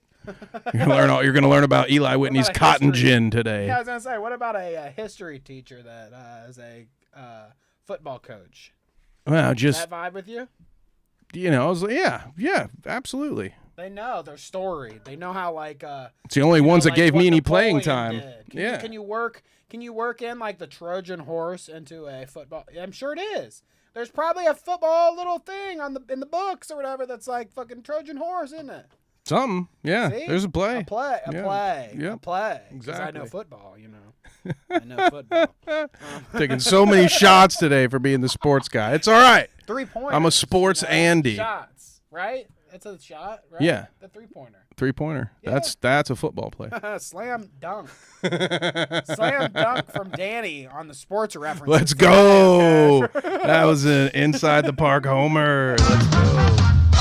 All right, sounds like Hash had the best history teacher of all time. So I'm now taking it as a compliment. At first, I thought it was a dig, and then I was trying to come up with a way to say it's all a joke. It's a joke. You guys just don't get my jokes about being a sports guy. I don't even do broadcasting. It was a joke. But now I feel comfortable in my skin again. Thank you, Hash. So we're about to get into the creator clash of drama for the rest of the show. Okay, we've got a lot to cover. But it is halftime, okay? And at halftime, I shout out the members. Shout out members. I forgot to. I'm telling you what, okay? I've had a lot of things going on. I've had a lot of things going on before the show today. We were so a couple surprises here and there, okay? So I didn't get to everything. I did not pull the shout out list, but I know it's a lot of you great people in chat today. I will get you again next episode, okay? Don't worry. We'll shout you out. But I just want to say, if you're here watching right now in the chat, Hash, Sleek, Kanga, V-Dub, all y'all, we appreciate you, okay? Thank you for being here, participating in the show, entertaining us while we try to entertain you. I hope they're jokes, okay, people? It's jokes, all right? If you don't think they're funny, I don't know what to tell you.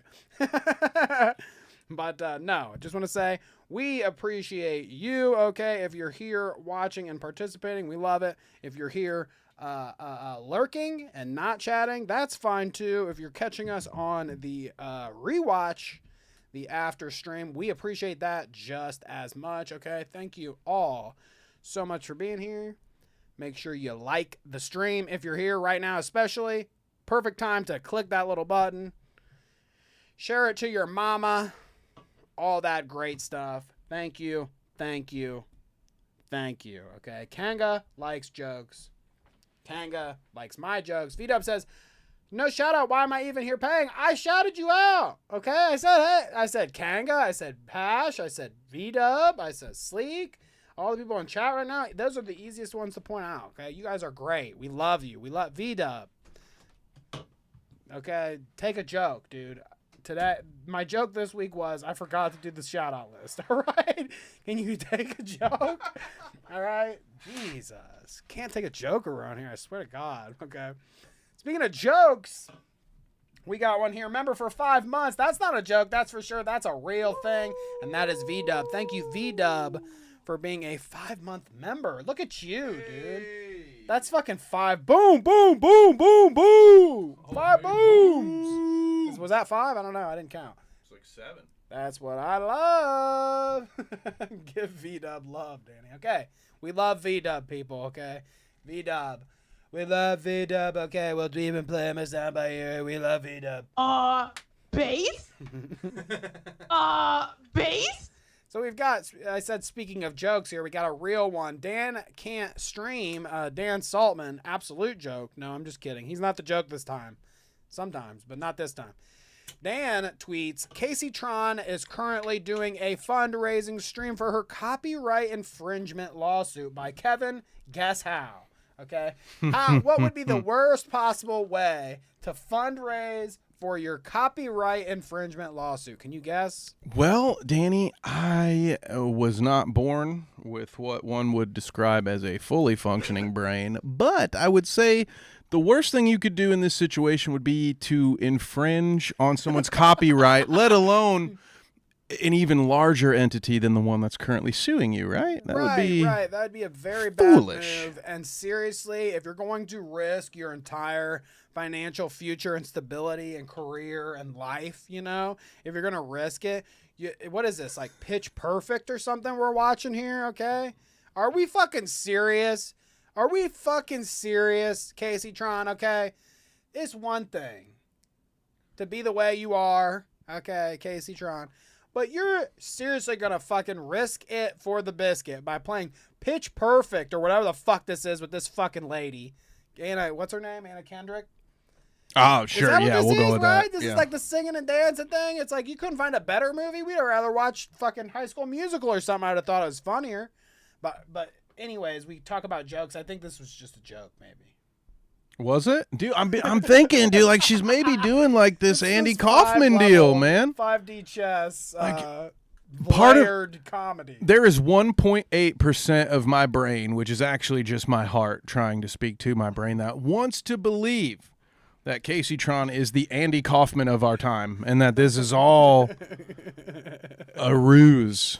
That she's in on the joke. She's Nick Ocado. Remember? She is a little Nick Ocado. You know what I'm saying? I Maybe. Feel but then, for sure. anytime I hear her talk for more than 30 seconds, I just my suspension of disbelief, which we talk a lot about on Mondays and Wednesdays on the Dweeb channel, like and subscribe, just can't keep me there. I lose my suspension of disbelief. Well, it's like, yeah. I mean, yeah. I don't know, man. I think she's a savant. I really do. She's a savant. I would agree. I think, yeah. I really think she's inventive, okay? When you get that, it's like Nick Ocado, except instead of food, it's weed, okay? And sometimes when you do a lot of weed on stream, like 43 bongs on stream while you're watching Pitch Perfect, you know, you're a little lost in the sauce. The comedy becomes blurred a little bit. I love how she just said fuck it. You know, they said me putting myself in the corner of the screen wouldn't cut it, so fuck it. I just won't be on screen at all. It's just Pitch Perfect. No Casey Tron at all. She's actually taking a shit in the other room. At least she knows better, okay? At least she knows better not to Hassan it, right? Am I right? Yeah, I mean, like no. She doesn't leave the microphone. She's like, you know, you could do the thing where you just like pause the video and you go take a piss or whatever, and maybe like pull up a screen that says like "Be right back." Dude, if it's your job, like have a video loaded up. Just take your fucking camera off for a second, Kevin. Oh, be right back. Just play a little cosmic jive, maybe. Camera off for a second. Just show your document. Just show everybody the doc. No big deal. That's all you need to do, okay? At least you didn't see the notes on the audience. He's got a dossier on all of you guys, just right below that page that you saw. Whenever Sleek starts talking too much, this is what we got to do. We got to do this. what? This is how we get to V-dub. We make machete jokes about the American Revolution. We're too deep in. Let's get on. It's meta. Oh, I'm sorry. My dark humor doesn't play. Kevin, that's not a joke, okay? I know. All right. Again, thanks, Mom. All right. I get it. All right. Good night, V-dub. Let's get into the Creator Clash 3 of it all. It's over, folks. We already spoiled it. All done. 3. But we've got a couple things to get to here, okay? First off, You the old. peach jar, okay? Peach versus jar, woman versus jar, whatever. No. Woman versus jar. Okay? Oh, only dance.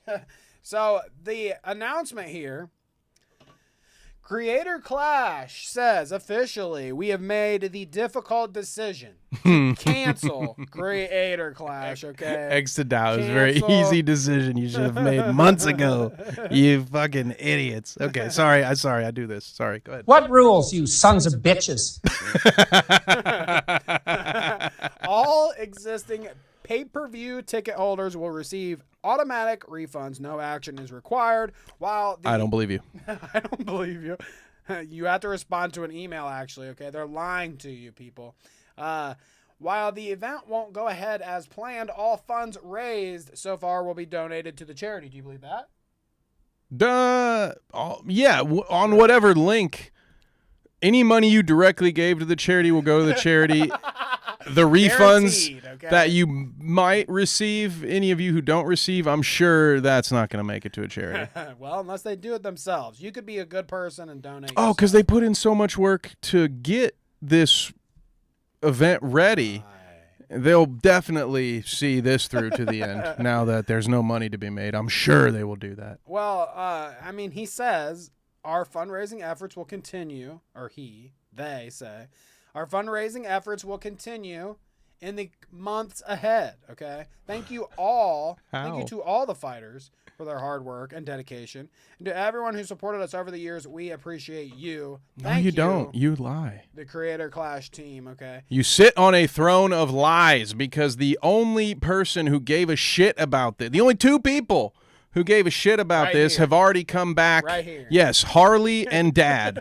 The only 2 people that had your back every time as these decisions got less and less productive.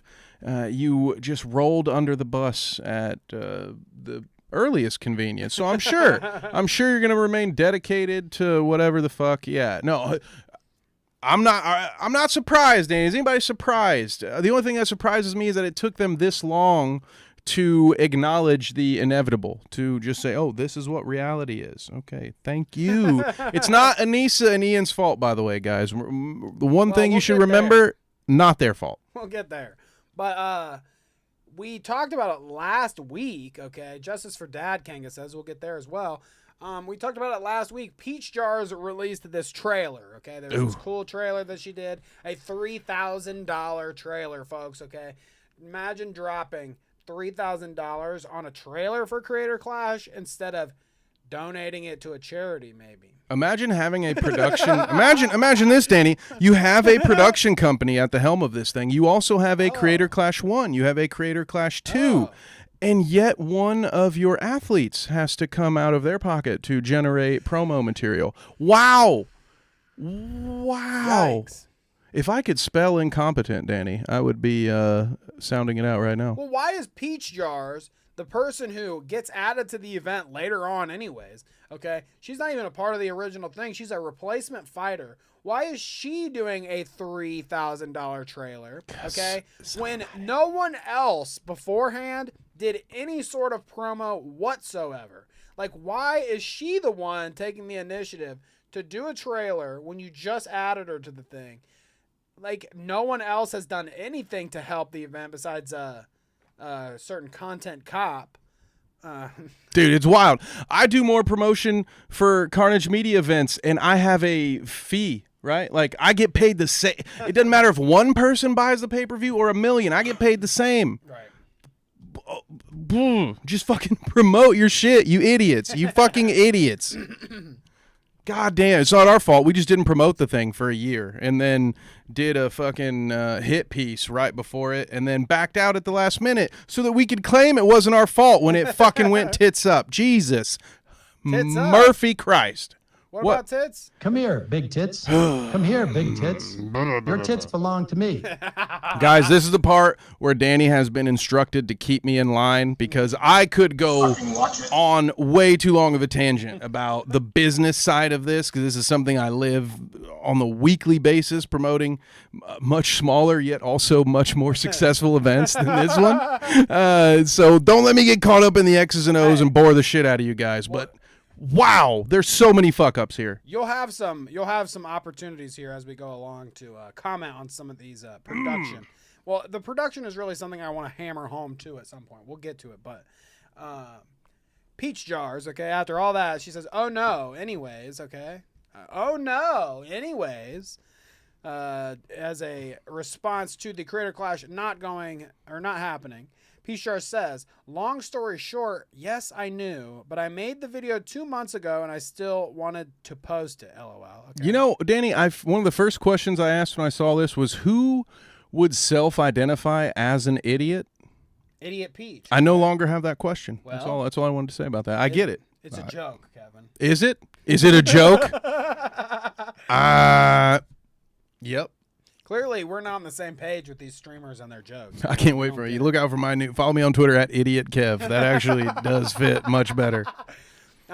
This is interesting though. This first comment right under Lilo No Stitches. Interesting name. Oh, see now that's a Twitter handle, dude. Yeah, it's a good joke. You didn't have to call yourself an idiot. Good job. Base? No notes. Lilo says, did it not occur to you that your fans would spend real life money on potentially non-refundable plane tickets and hotels to see this event? Now, she had the wrong fucking location in her fucking post. So if there's really somebody that's that fucking stupid that they spent real life money on non-refundable shit due to Peach Jar's hype trailer that she put out, you're a fucking moron, okay? We can start there. And I'm not trying to defend Peach Jars any, but if you're the Peach Jars fan that saw her fucking dumb trailer and decided, I'm buying tickets to Florida now. First off, you're in the wrong spot. She put the wrong fucking place on the thing. What are you buying tickets for? You don't even have the right fucking address for the place.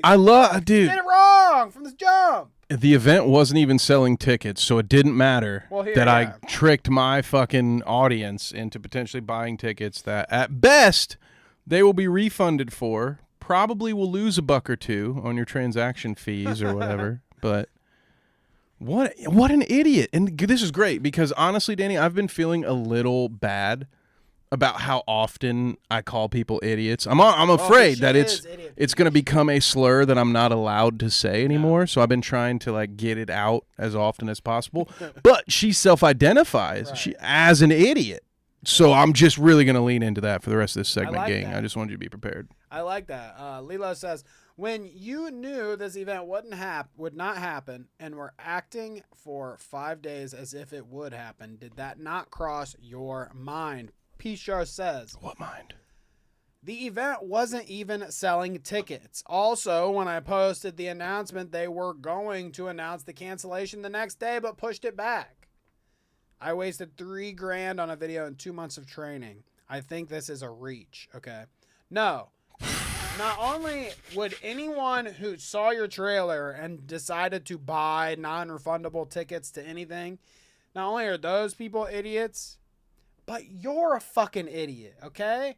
I just got done saying to Kevin, why are you the one doing $3,000 trailers for the fucking Creator Clash when there's a whole fucking production company and all these fighters that have been doing it for months already? Why are you the one doing it? Why are you so stupid? Okay? I don't think just because you're a fucking idiot and wasted your money on the trailer that means that you should post it and fake that you're doing the event. Even if I think somebody that would buy tickets as a result of your fucking trailer is an idiot, I still think that you're a fucking moron for spending that much money on the shit in the first place. Like, what in the fuck were you thinking? Why would you promote it like that? I don't remember watching this video, but $3,000. There are multiple people on the internet that could do the same work for $100. There's a Smash Bros cut in it. She does they do the classic, like, a new fighter has joined the fucking thing and show the Smash Bros. Oh, well, it's not like you can find that with a simple Google search. Sophisticated editing going on in this $3,000 fucking thing. I mean, what the fuck? Every part of this is just fucking stupid. Well, I will have to quote my new favorite Twitter user, and it's fitting because the handle is @SirPoopin. So because you spent $3,000 of your own money, you thought it would be fine to lie to people and make them waste their money too. The type of logical checkmate that could only come from a Twitter user named Sir Poopin. So checkmate, idiot. Love you, Sir Poopin, okay? And then somebody commented underneath and says, did you not see that they weren't selling tickets, or are you just slow? Like, why is this the argument, too? That it's like, well, and Anisa says it later, and we'll see it here, but it's just like, well, the event wasn't doing good, so who cares what we did? What does it matter? It's the same reason I shit on Harley before, where he was like, oh, well, I don't like that person, so I lied to them. Fuck off, dude. That's not a defense. You saying, oh, well, we weren't selling tickets anyway, so it doesn't matter that I misled you. You're a fucking idiot. You are a complete fool. But Dad, as we said, Kanga said justice for Dad. Dad came out with a video. Guy. I'll pull it up here. I almost quit when she. The hardest video to watch, right? I'm not saying that like so that you don't subscribe and you don't watch it. Go watch it. This was difficult to watch on a lot of levels for me because normally we watch things like this and it's kind of my job. It's kind of our job to make fun of it. Mm-hmm. And when I first watched this, I was like, there is so much for me to make fun of. But the more it went on, the more I'm like, damn, I do really feel bad for this guy because he went through a lot of IRL shit. And some of that is not the fault of the Jomhas by any means. But you could still, like, I couldn't help but use my recently unlocked skill, empathy, to say, okay, man, So sorry if I pull my punches on this one, gang. I had a lot of good material about this weird dad character. And we'll see if I use it or not, because this is sad. This is real sad. He seems like a simple man. I mean, you can take that as you want. No, he definitely. He yes. seems like a simple man that like got very passionately into this thing. I mean, especially after like he was on. I mean, they were talking about him on Joe Rogan after the first one. You know what I mean? Like the most viral person to come out of this is Dad. To be honest, like he's the one that's made all the moments. So they got this like very simple man to be very passionate about this thing and like give his all and give every ounce of his person to this. Is he a bless your heart guy? Yeah, he is a bless your heart kind of guy, and they literally fucked him in the ass, dude. Well, figuratively. They figuratively. We're a couple shots in. That's what I meant. But no, they really fucked him in the ass. I mean, Anisa might have. He's the one. He like out of all the people that were involved in this, you've got like the Tubbo and Sapnap and Harley and LABs. Like all these people are either at one point very successful streamers / YouTubers, or still very successful streamers / YouTubers making tons and tons of money. Okay, a lot of these people that are in this are in that position where they're fortunate enough to like this isn't really gonna ruin them taking the time out to do Creator Clash. Some of them are so busy that they don't even have time to reschedule, you know, like Freddie Wong and stuff. So like a lot of these people have stuff going on, but this was like Dad's thing. Like this is what Dad was doing. He wasn't, I mean, like he's kind of making content around it, but like his main focus was doing this whole Creator Clash thing. The money that he got from it was very important to him, paying rent and stuff. He says it in this video. Go check it out. I mean, like, he counted on this event and the Jomas and how this went down more than a lot of the creators in the show, is what I'm kind of saying. So maybe that's where his passion comes from, that, like, he's so passionate about it because it's something that he really needs to be successful, you know, and wants to be successful. But he's really one of the people that is just the most devastated as a result of this whole debacle. And we've got a little Anisa response here.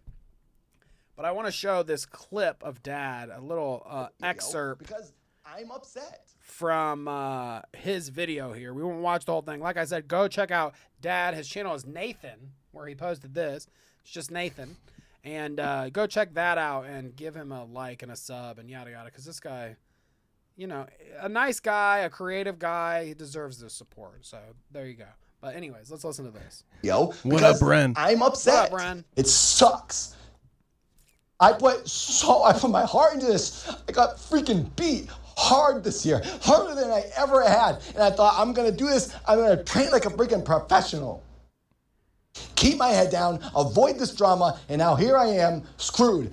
At this point, I just started getting too worked up, so I'm now just ending the video. When I filmed this, I just sort of spilled my guts and got kind of worked up. Then I remembered more things I wanted to say, and I tried to compose myself a little bit better, so the video's a bit wild. The last thing I want to say is that I always tried to be respectful of them, publicly and personally, when I was talking to them. I've always given them the benefit of the doubt and never really wanted to place blame on them or anyone. And then it turns out they were just talking trash about me behind my back. Ian's coach said on H3 that I used to say I was weird and talk trash about me, and then I also heard the same thing from Froggy Fresh 2 years ago. I don't care if people think I'm weird because I do make weird videos. I like being different and unique. I'm used to people saying I'm weird. I was just very surprised that it was happening by 2 other creative people. I thought they were like me, and I didn't expect them to make fun of me for being different. I thought that was the point of Creator Clash, was to gather the unique people and put them in a boxing ring. I guess not. So there you go. Well, sorry. I'm sorry. There's a sucker born every day in there, gang. Yeah, poor guy. Actually, first of all, his first mistake was thinking that he was working with 2 creative people. Well, Anisa does make all those content copies. Oh, that's except for when they go over poorly, and then she had nothing to do with them. Yikes, this guy. Man, though, like, isn't it kind of sad to see just this whole thing unfold? Like, he was so pro Creator Clash, not only, but willing to he kind of was like, even after he talks about it in the video, Ian tells him one day, like, oh, I'm making the video on H3, and he's like, oh, what the heck, you know, whatever. But even at that point, he's not like, he never once betrays Ian and Anisa. Now, she kind of acts like he does because he goes on H3 and leaves him a little comment in the chat or whatever that says, like, I'm sorry that CPS happened to your kids. Oh, how dare you? I'm sorry that that people called CPS on your kids. That's what he says in their chat. And Anisa takes that as his betrayal. Like, this guy did nothing negative towards not only the event, only positive things, but towards Anisa and Ian, who were running the whole thing, and he thought that they were his friend. Like, he didn't ever seems to be a lot of that going around. Them under the bus. Like, a lot of people who thought they were friends with Ian and Anisa wound up pretty stung, didn't they? Jeez. Every friend, everybody that thinks that they're tight and they're cool, eventually it's like, well, actually, you're a weirdo. They're talking about you in private, saying you're a man, that dad guy's a little fucking weirdo. Well, who's surprised? This whole thing was just to try to get Hassan's attention. He's definitely weird. But like, he even just said that he goes with that. Listen, if you've watched the actual Dad series, you know it's a little weird. He's a little weird. Like that, and that's fine. Like that, I encourage that, honestly. If it weren't for Creator Clash, I'd probably be an even bigger fan of Dads. There was a time where I was very intrigued by whatever the weird internet series was that I was watching. I can't remember if it was Nightmind or Frederick Knudsen. Somebody was chronicling this series of several years ago. I was very into it, but yeah, this is just a bummer. I mean, you start. What up, Eleanor? Eleanor. What am I saying? Anyway. But yeah, at first, because we won't watch this whole video, I'll just kind of talk you guys through my emotional roller coaster. When I first heard that the fighters on Creator Clash 1 were all given a $20,000 stipend or whatever. I was very angry because I work with actual, real, literal, the first definition in the Webster Dictionary, the one that says literally means literally, not the figurative, not that one, yeah, not that second one, that will fight for a year to earn that kind of money. So for me, it's just like, all right, cry me a fucking river that you got this overpaid for a fight in which you are not worth being even booked for. Good for you. Congratulations. You were dumb for thinking that you could bank on that every single time, because that amount of money is something that only an idiot first-time fight promoter who hasn't spent one day in my business would pay. Because that's fucking stupid. It's not scalable. You can't do that. If you're Dana White, you can do that, but not if you're fucking keeping up with the Jomas. What the hell? No wonder this shit flopped. No wonder it failed. You're overpaying literally, and I do mean literally, everyone. So no shit it failed, but that's not his fault. Like, all he did was take the money. Like, it wasn't him who said, "Oh, I think I'm going to need 20 grand to do this." It was those dumb dipshits that thought, "Oh yeah, this is probably worth 20 grand." They were just shitting out money. Like, so the like amount of money that they wasted. It's a miracle they didn't fuck it up the first time. Is kind of what I'm getting at. Like, it's a literal miracle, again, number one, that this made any money at all for charity the first time. They succeeded in spite of themselves. It was such a phenomenon because it was a new thing. That's why. That's the only reason the first time did so well, is because there hadn't really been a lot like it, you know, prior to that. There had been some Misfits boxing or whatever, some Keemstar bouts or whatever, but there had been nothing really like Creator Clash at that point, and that's what made it so successful. So after that, after they had such a fucking landslide success, they just started shitting out money, literally. Like Kevin says, literally. The dollar bills were printing out of their ass, like one of those little guns that you get, that the Hype Beast get. With the Supreme sticker on it? Yeah, and shoot. Yeah, so it was coming out of their ass 2018, like a fucking baby. Supreme gun, okay? But no, like $20K to each fighter, party, after parties, not to mention like, $20K on a comedian for one of those parties. Right, what they spent on the actual event itself, or how over the top they went there. The arena was probably too much. That second time too, and the third time especially. Like, they fucked up every step of the way. Let's just be real. They're fucking shitting. But it's not their fault, because they got out in the 11th hour. Well, here, so that they could say it's not even my fault. Exactly. Dude. What Anisa says here on Discord, we get, okay. It's funny. Rose tweets here. I love her tweets sometimes. She says she blamed it on the fucking economy. In this economy. I mean, honestly, guys, who wants to watch YouTubers fight while there's a genocide going on, right? Like, who could even do that? Stop it. There's a literal genocide going on. Who could box in a time like this? Anisa says, I just want to make it clear that we haven't had any contact or control since we publicly stepped down. Now, this is a response on Discord to somebody that said, Nathan's video on the situation really upsets me, honestly, okay? So all the stuff that we were just talking about, how, you know, he felt screwed over, and if you watch that dad video, that Nathan video, he really goes into it. I mean, financially, he's screwed over, fucking all the time he's spent, he's wasted, this, that, and the third, and he really needed all that money for rent and shit, he's saying. So, this person... Oh, that was a mistake. That is on you, bud. I'm sorry. I just had to interject. That's your fault, Dad. This person, Pizza, here on Discord, is upset with that situation. And Anisa says... Well, we can't leave pizza on red. Yeah, Heaven forbid, Danny. Pizza on red, okay? I just want to make it clear that we haven't had any contact or control since we publicly stepped down. Even though me and Ian were the faces, I thought it said feces for a second. Even though Ian and I, you Philistine. Okay, even right? though Ian and I were the feces of the event. Even though I was the face. Yeah, even though I was the face. Come on, Jesus Christ, dude.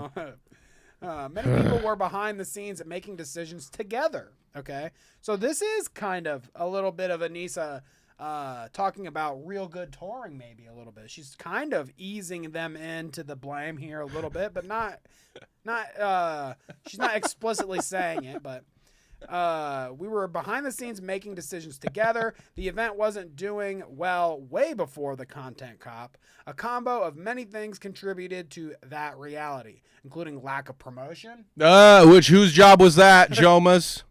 Well, It's not my fault. I only didn't do my job. You know what, Danny? I tried this actually at my last review. You might be surprised. My boss was not having it. I said, look, it's not my fault that the sales numbers didn't go up. I just wasn't doing my job. You want sales numbers to go up, but I didn't sell anything. That's not my fault. It's past me's fault. That was Kevin 1.0's fault. Kevin 2.0 is a chain. You know what? That guy hurt me too. Okay.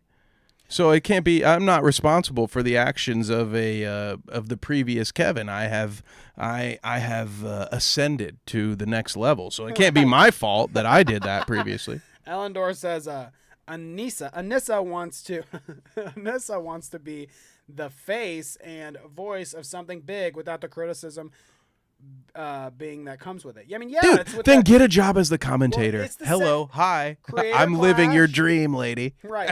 Creator Clash is an example of that, what he's saying. She wants to be the face and the voice without taking any of the criticism. Well, just the voice and for then me. Content Cop is the exact same way, or Ian's content online, you know, especially the critical stuff. Right, yeah. Anytime this was my idea. Right. Half the time she's, I'm behind the scenes helping Ian with all of his projects. And then when it comes to, the buck comes, you know, where they're like, Creator Clash sucked. Who's responsible for that? Oh, well, not me. That was Ian. Schrodinger's douchebag. You're going to say that I did that? Okay. Ethan, you're going to accuse me? No, this is all that was him. just my soon-to-be ex-husband, because the ride is over. Let's keep reading here, though. The event wasn't doing well way before Content Cop. A combo of many things contributed to that reality. No promotion, which, another thing I forgot to say. Promotion. And Kevin, you can kind of help me with this, okay? Ooh, It says, my turn. including lack of promotion, influencer boxing being less popular, the economy, etc. I think it boils down. I think what it boils down to is poor communication from everyone. Okay, now this is my thing. She's probably right. Poor communication from everyone. Blah blah blah. But the people, the company, in fact, and the people that aren't being implicated in any of this, or like the blame isn't landing at their feet. I feel like they're almost gunt guarding. They're like fucking protecting what's his name? Arin Hanson's big old fucking gunt. They're protecting. They're gunt guarding for Arin Hanson. Top 3 favorite word of all time. They really are. They're gunt guarding for him, okay? Because this motherfucker, okay, Arin Hanson and Real Good Touring, they're fucking real good. These motherfuckers have been with the event since the beginning, okay? Since Creator Clash 1, Arin Hanson and his production company have been working with Creator Clash. And lo and behold, it's failed 2 out of the 3 years that they've done it, okay? Dude, does Arin Hanson not have anything to answer here? Does his production company have anything to answer here about the failing on the charity and the failing of the event? Like, I think that Arin Hanson and Real Good Touring are getting away with no criticism here, or low criticism, you know what I mean? I feel like they are just as fault as Ian and Anisa. Ian and Anisa were just the faces that everybody gets to point and laugh at when it all fails. But Arin was like a guy behind the scenes that was apparently lacking the promotion, not communicating, blah, blah, blah, blah. Like, the production company has some fault here, too, I feel like. And they will not throw their boy under the bus. First, in fact, for the Jomas not throwing a friend under the bus. Yeah, the first time. I feel like they're actually guarding for Real Good Touring. Now, you know, you could chalk it up maybe to that Arin Hanson's production company, this Real Good Touring thing, is just ill-equipped to handle an event like this. The first one was lucky. The second 2 times they got shit on, okay? Because Arin Hanson does events like like YouTuber comedy tours or like YouTuber live show events where they go across the United States and tour at different arenas or, you know, whatever, comedy stores, blah, blah, blah.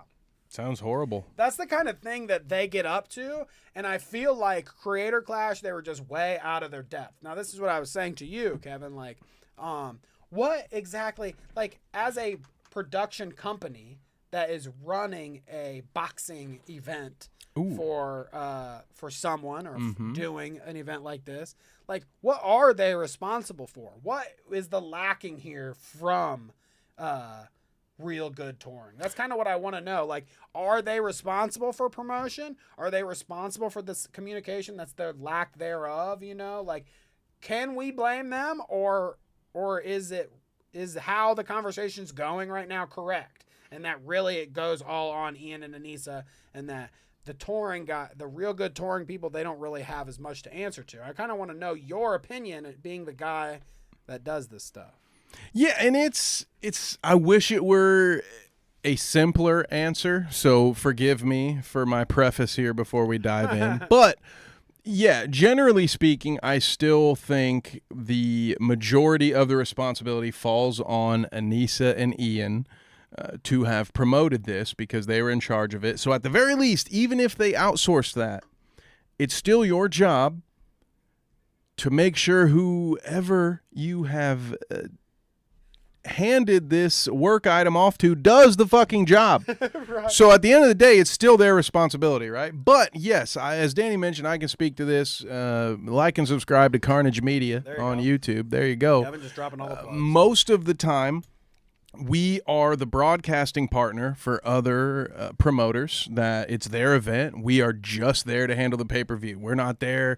We don't care about the number of tickets you sold at the door. We're there for the people who can't get there to provide them with a good experience, allow them to support their fighters, blah, blah, blah. However, there are instances like in Carnage Fight Series where the company that I work for is the promoter as well. So we have a lot more responsibility in that regard because, well, we have a lot more to gain in that regard. But also Benchmark Pro Wrestling, please check it out, is where we are responsible for those things. So not only are we the production company, I produce that show and edit all of it, and so long story short, because it's a fiction, guys, don't tell anybody, but wrestling's, you know, a little bit choreographed. And so we have this big main event coming on July the 26th. Please go check it out. And it's been the culmination of multiple events have built up to this finale. So one of the things that we are doing as the production company is we are taking the elements from the previous shows that revolve around this one storyline and putting together a longer video so we can, and get this, gang, promote the fucking show that we are selling tickets to. Now, granted, again, I'm not seeing any of that ticket money, but I am a trusted and a very appreciative partner of this group. So yeah, it's my job to provide them with that content because we recorded it, we have the files, we edit it, yeah, all that good stuff. So yeah, if they didn't have material to produce, to promote, some of that probably on the production company. Mm-hmm. Absolutely. Like that's what you were hired to do. So a long story medium, I guess. Yes, I think they do have some accountability here. But at the end of the day, if Ian and Anisa didn't talk to them about it, I just happen to really fucking love what I do. So I approached them with, hey, I'd like to do this. I think it could help. All right. But that shouldn't be the expectation.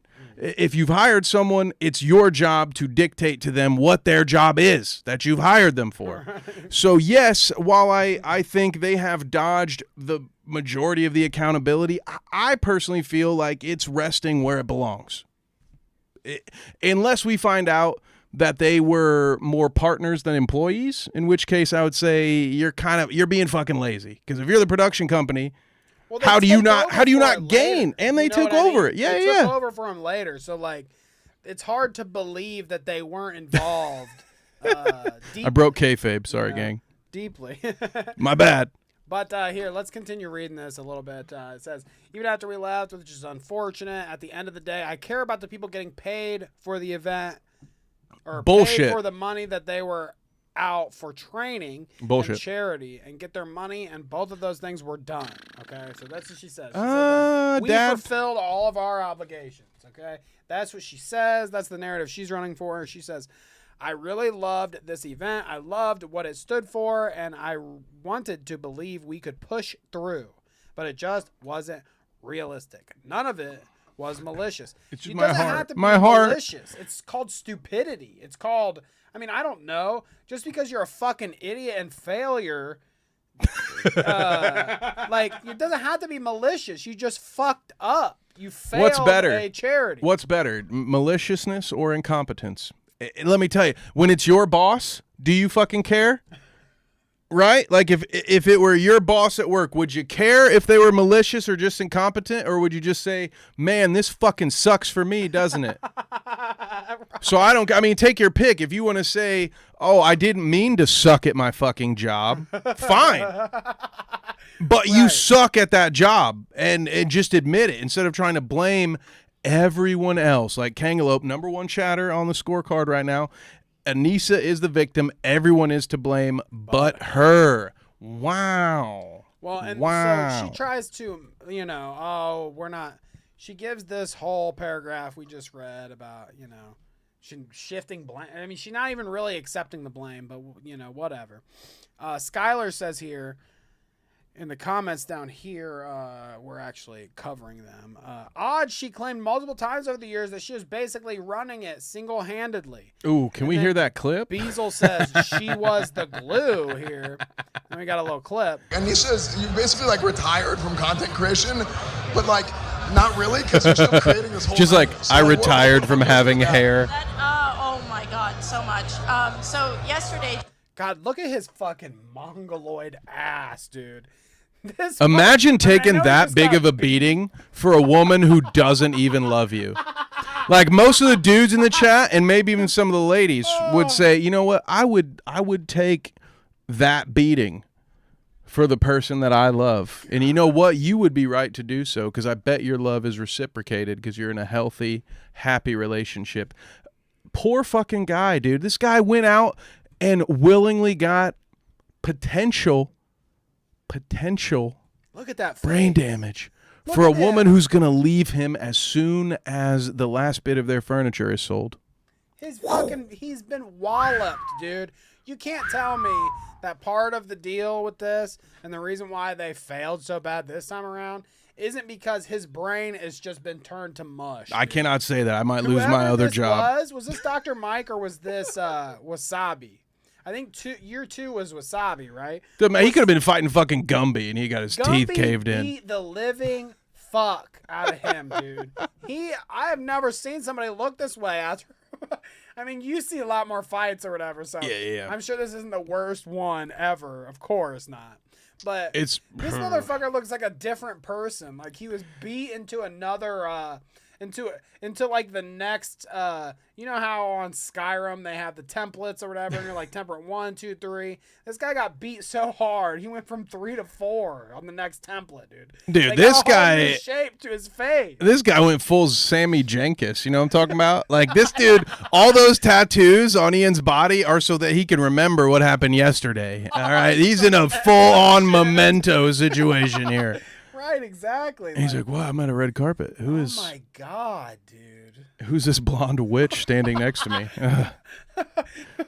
Who is this vile woman? Just to give you a Oh, and look, we got the promo in the back too, by the way. Real good. And Raid Shadow Legends? I don't know if that's what that is, but it's definitely real good. Free money alert. Jesus Christ. Dude, and this is what we're talking about. Why did this event require a red carpet? It did. Newsflash. Spoiler alert. It didn't. Okay? Whatever, dude. Okay, that's how you get the people going. Dude, the number of times I've had fucking small promotions be like, dude, we should do a press conference like the UFC. When you draw the audience of the UFC, we will do a press conference for you. But other than that, you're just wasting everybody's fucking time for your own vanity. So you don't think that if we did a red carpet event before every Tuesday Clout Route Live show, that that wouldn't help? Honestly, I'm surprised there aren't Twitch streamers that are just Clout Route lobbies at this point. Like, where's our Frogan? Instead of denims, I demand that one of our lobbies be named corduroy, all right, because that is superior to denim.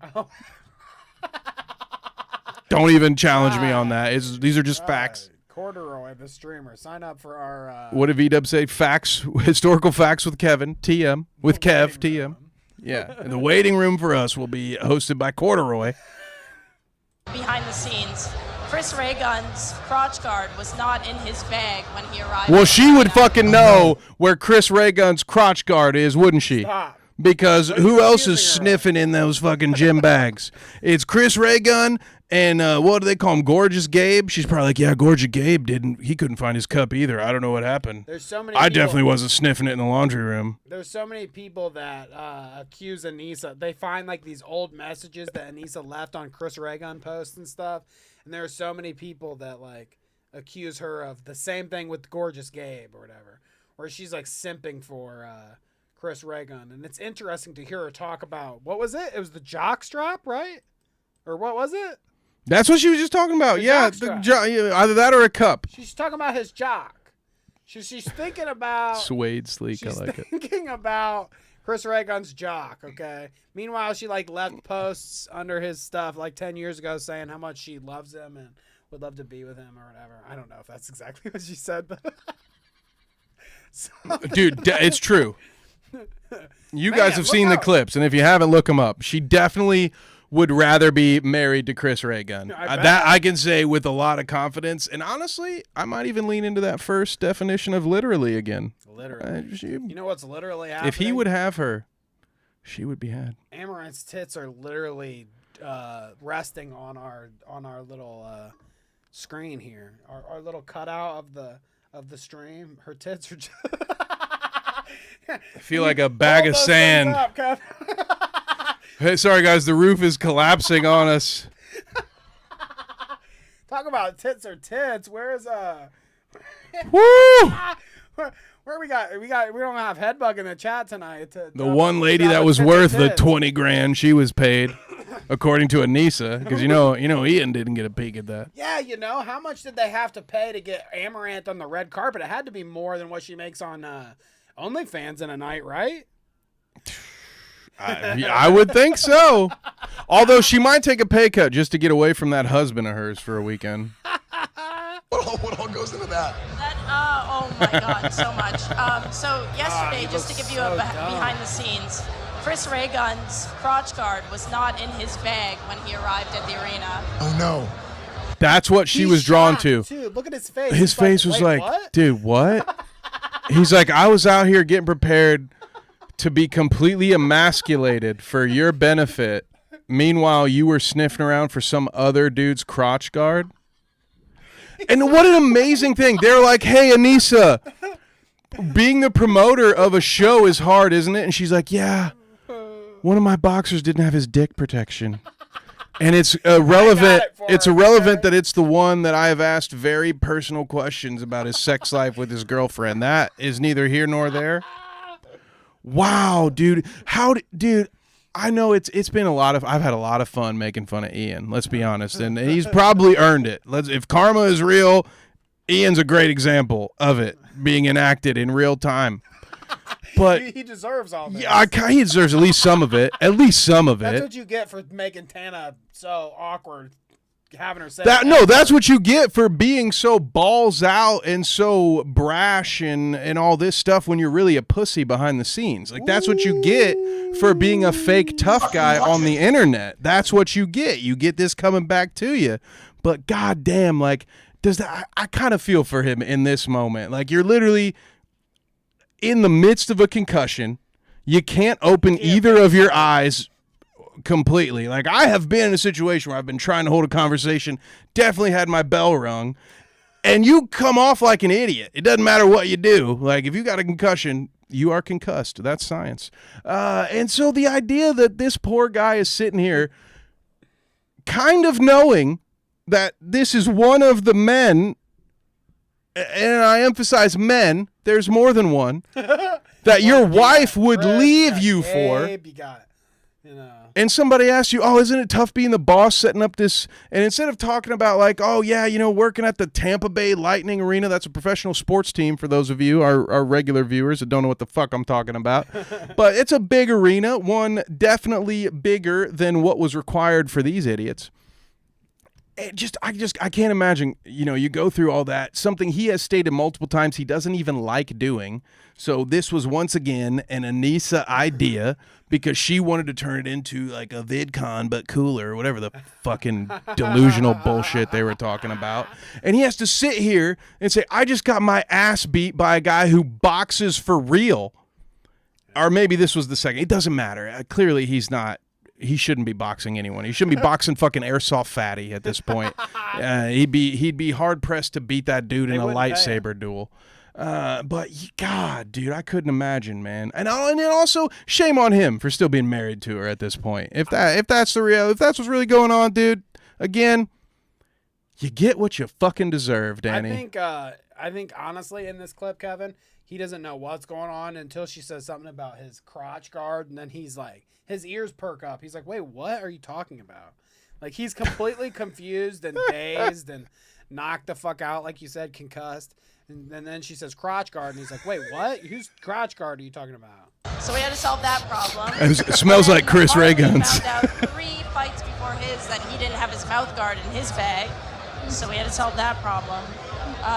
She's very It's Canadian. just like a lot of coordinating and kind of like, I think the best way to describe what I do is like I'm the glue that kind of just like needs to be wherever it needs to be to like stick things together, and also care about the fighters. And look at how he's holding the mic for her. So like I'll she can't hold the mic.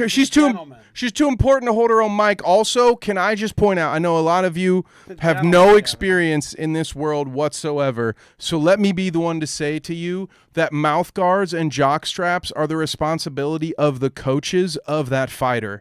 She is doing shit that is not her job and pretending like it means she's doing a good job. She's the glue, so, once again, fucking idiot. She's the glue that slides right in. When your dick don't have any protection, she slides right in there and makes sure everything is safe. Okay? She's the glue that you put on a cut that clearly needs stitches. Which we could watch these embarrassing old clips forever, but I want to get to some of these, the petty drama, okay, between Anisa and Ethan right now, because it's cooking. It's what? Going, and it's no live, way, it's dude. Breaking, okay? Petty? They're really getting into it all day today on Twitter. So here is a clip, H4 Producatons. Ooh. So this is like, how many layers in the iceberg deep is this? Okay, you've got to really know your H3 lore to even get what this is hinting at. I love blaming every Jewish person for the acts of the Israeli government. That's great, dude. I love that. Description. I love that. You know what? If you're an American, good luck. Good luck having that applied to you, you stupid fuck. Well, that's Jesus that's Christ. a conversation for another. Jesus Christ, dude. Doorknobs. All of them. But Ethan Klein claims he will never be done harassing iDubbbz and Anisa. I'm not. I'll never be done. I love the intimidating voice crack. I will never be done. I will never be done. You will fear me forever. It is a little bit of Jesus Up Christ, yours, dude. woke moralists. When will his balls drop, Danny? Will someone tell me? It looks like, I mean, he's way beyond the If ball. the hair's gray and you're not done with voice cracks, I feel like you should go see a doctor. Well, Jesus Christ. You might not be wrong. It might be a doctor visit in his future, but maybe that's because of the shit that's all over his floor. I am very sorry for hurting your ears, gang. I feel like I didn't know what I just did. I'm just kidding. I don't think Ethan Klein. Oh, he's got a good hairline. That's a low blow, Kang. He's got a good hairline. What hairline? I respect it. I respect it. I accept that. All right. Be done with you. That's how much you've betrayed me, and how much I want you to know. I love how much you lose. I'm here for it, baby. You and lose. I win. Do you understand, Anisa? And I'm not even talking to iDubbbz anymore. He's insignificant. He's gone. Anisa, you're the one. You're coming center stage. You're going to start streaming now. I want you to understand something. Yes. Yes. All right, get on with it. Well, you couldn't say shit if you had a mouth. I'm never gonna be done. I'm not done. He's not Well, done. God, you know. He'll never be done, okay? No, I mean, we know, Ethan. I we can know. appreciate this, okay? Like, as much as, whatever, we can bust all their balls about everything. I do admit that I share a similar mindset to Ethan that if Zionist. someone came... Fucking watch it. Not about Israel-Palestine. You Zionist Nazi, dude. Not about Israel. What is your problem, man? Okay. Fucking But- Danny Netanyahu over here. Oh, take it back. Oh! No, but if somebody came after, like, my family or, like, something like that online, some fucker, especially in the case that it was, like, my good friend, like you. Like, if you came at me, like Ian came at... Foreshadowing. I would be, yes. I would never. Season 7, Clout It would Route. and never be over between me and Kevin, okay? You know, like he stole my wife or something. It would never be over, okay? I'd be on the side of the road with my government-supplied cell phone streaming, being like, "Fucking Kevin." Me streaming from the parking lot like he's fucking Salvo. Exactly. Yes. Yeah, yes. same, Never let it dude. down. Same. So I feel that much. I mean, like, I understand his. It's all the other stuff aside. Who cares about the content cop? Who cares about the Israel? If it weren't for this, that one. Ian would actually have to be entertaining for his audience. So I get it. This is much easier. It's much easier. So Ethan says this to Anisa. Okay, I'm never gonna quit. It's never over.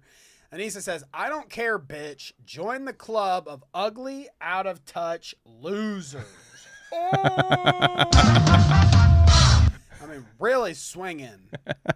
Okay, ugly, out of touch losers. All right.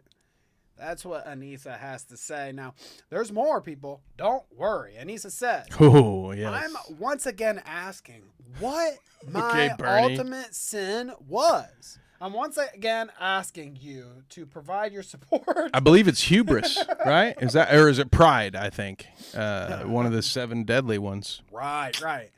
I'm once again asking what my ultimate sin was, aside from being married to the man who made a content cop on The King. This is another thing that you don't do, Anisa. When you're going in the online discourse and you're bitching on Twitter or whatever, why are you posting his W's every time? She's posting clips of his W's. She's retweeting it or whatever. She's calling him the king in quotations. I feel like you're not you're giving him wins. Why would you even refer to him as the king, even in quotes? Because all it takes is a dude like me who says, fuck Ethan Klein, he's an idiot, but also you suck worse. Easy money, dude. Like, this is an objective truth at this point. Like, I am the guy who said this whole thing started because Ethan couldn't entertain his audience without telling you the bowel movements of his entire fucking family tree. Like, that was a massive L on his part to even introduce that to everyone. Yet still, you're the fucking loser, Anisa. And I am not like Danny, all right? I've never purchased a Teddy Fresh anything, all right? I have no reason to back Ethan blindly, okay?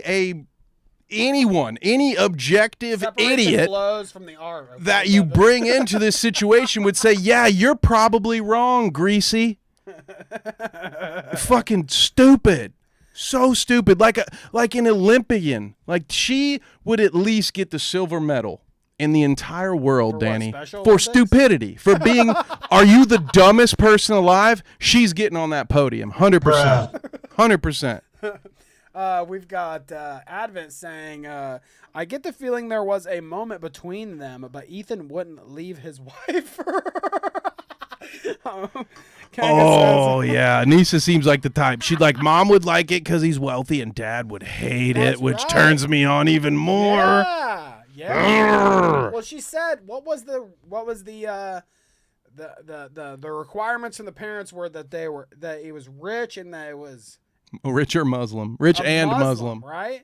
I mean, Ethan's kind of close. I mean, Jew is kind of close.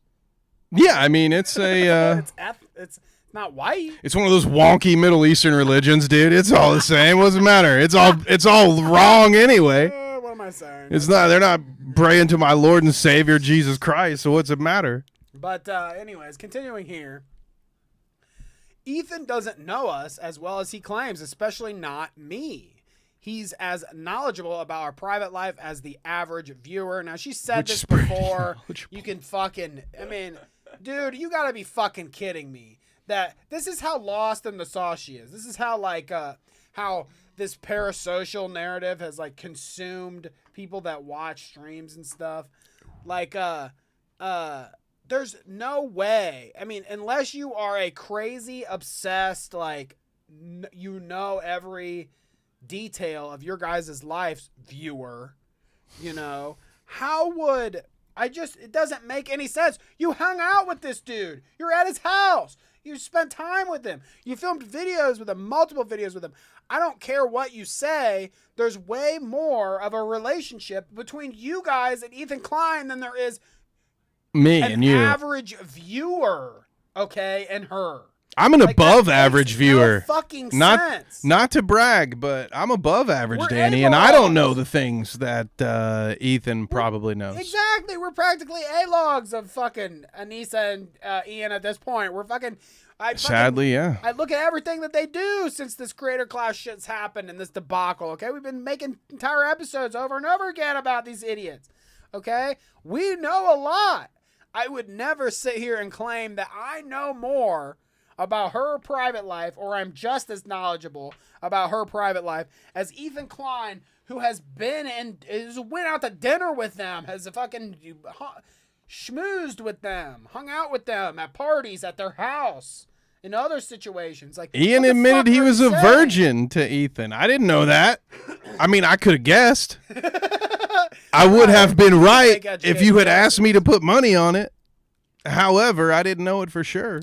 But Anisa says, I have never mentioned CPS. I didn't appear in the Content Cop. I have only ever replied to Ethan privately with kindness despite him spam texting us deranged nonsense. His inference that I have any control over Ian's choices is from watching Slop Tuber's parasocial ramblings. Bitch, you said it yourself.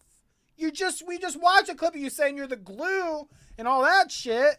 You cannot give me this fucking You bullshit. took credit for the whole N-word Tana thing. You went on. And Danny, real quick, remind me, because I am also an idiot and I have a short-term memory like a goldfish. Please help me out. What podcast did Ian and Anisa go on in which Anisa took credit for coming up with the Tana Mongoose thing and said, "Oh, I can't believe that we did that to an 18-year-old girl"? What? It was some really shitty podcast that I would never watch unless I had to cover it for my own channel. What is that? I'm just an average viewer. I don't know. It's got a couple of shitty Zionists running it, I think. Or they maybe they're Nazis. I can't remember. You can definitely they're Jewish Nazis, if I remember that right. Is it that guy? I think it was that guy. No, but yeah, like, what in the fuck? She is so crazy. She acts like none of, like, look, if the average viewer knows just as much about your social life as Ethan or whatever, then everything you've said on all of his podcasts should be, we know that that's all to be true, right? So you're either fucking full of shit half the time when you're speaking on these podcasts, or that's real. What? And you're behind the scenes pulling the strings like you fucking said yourself, you idiot. You fucking liar. What a Weasley, greasy little liar, You're dude. Anisa the greasy liar.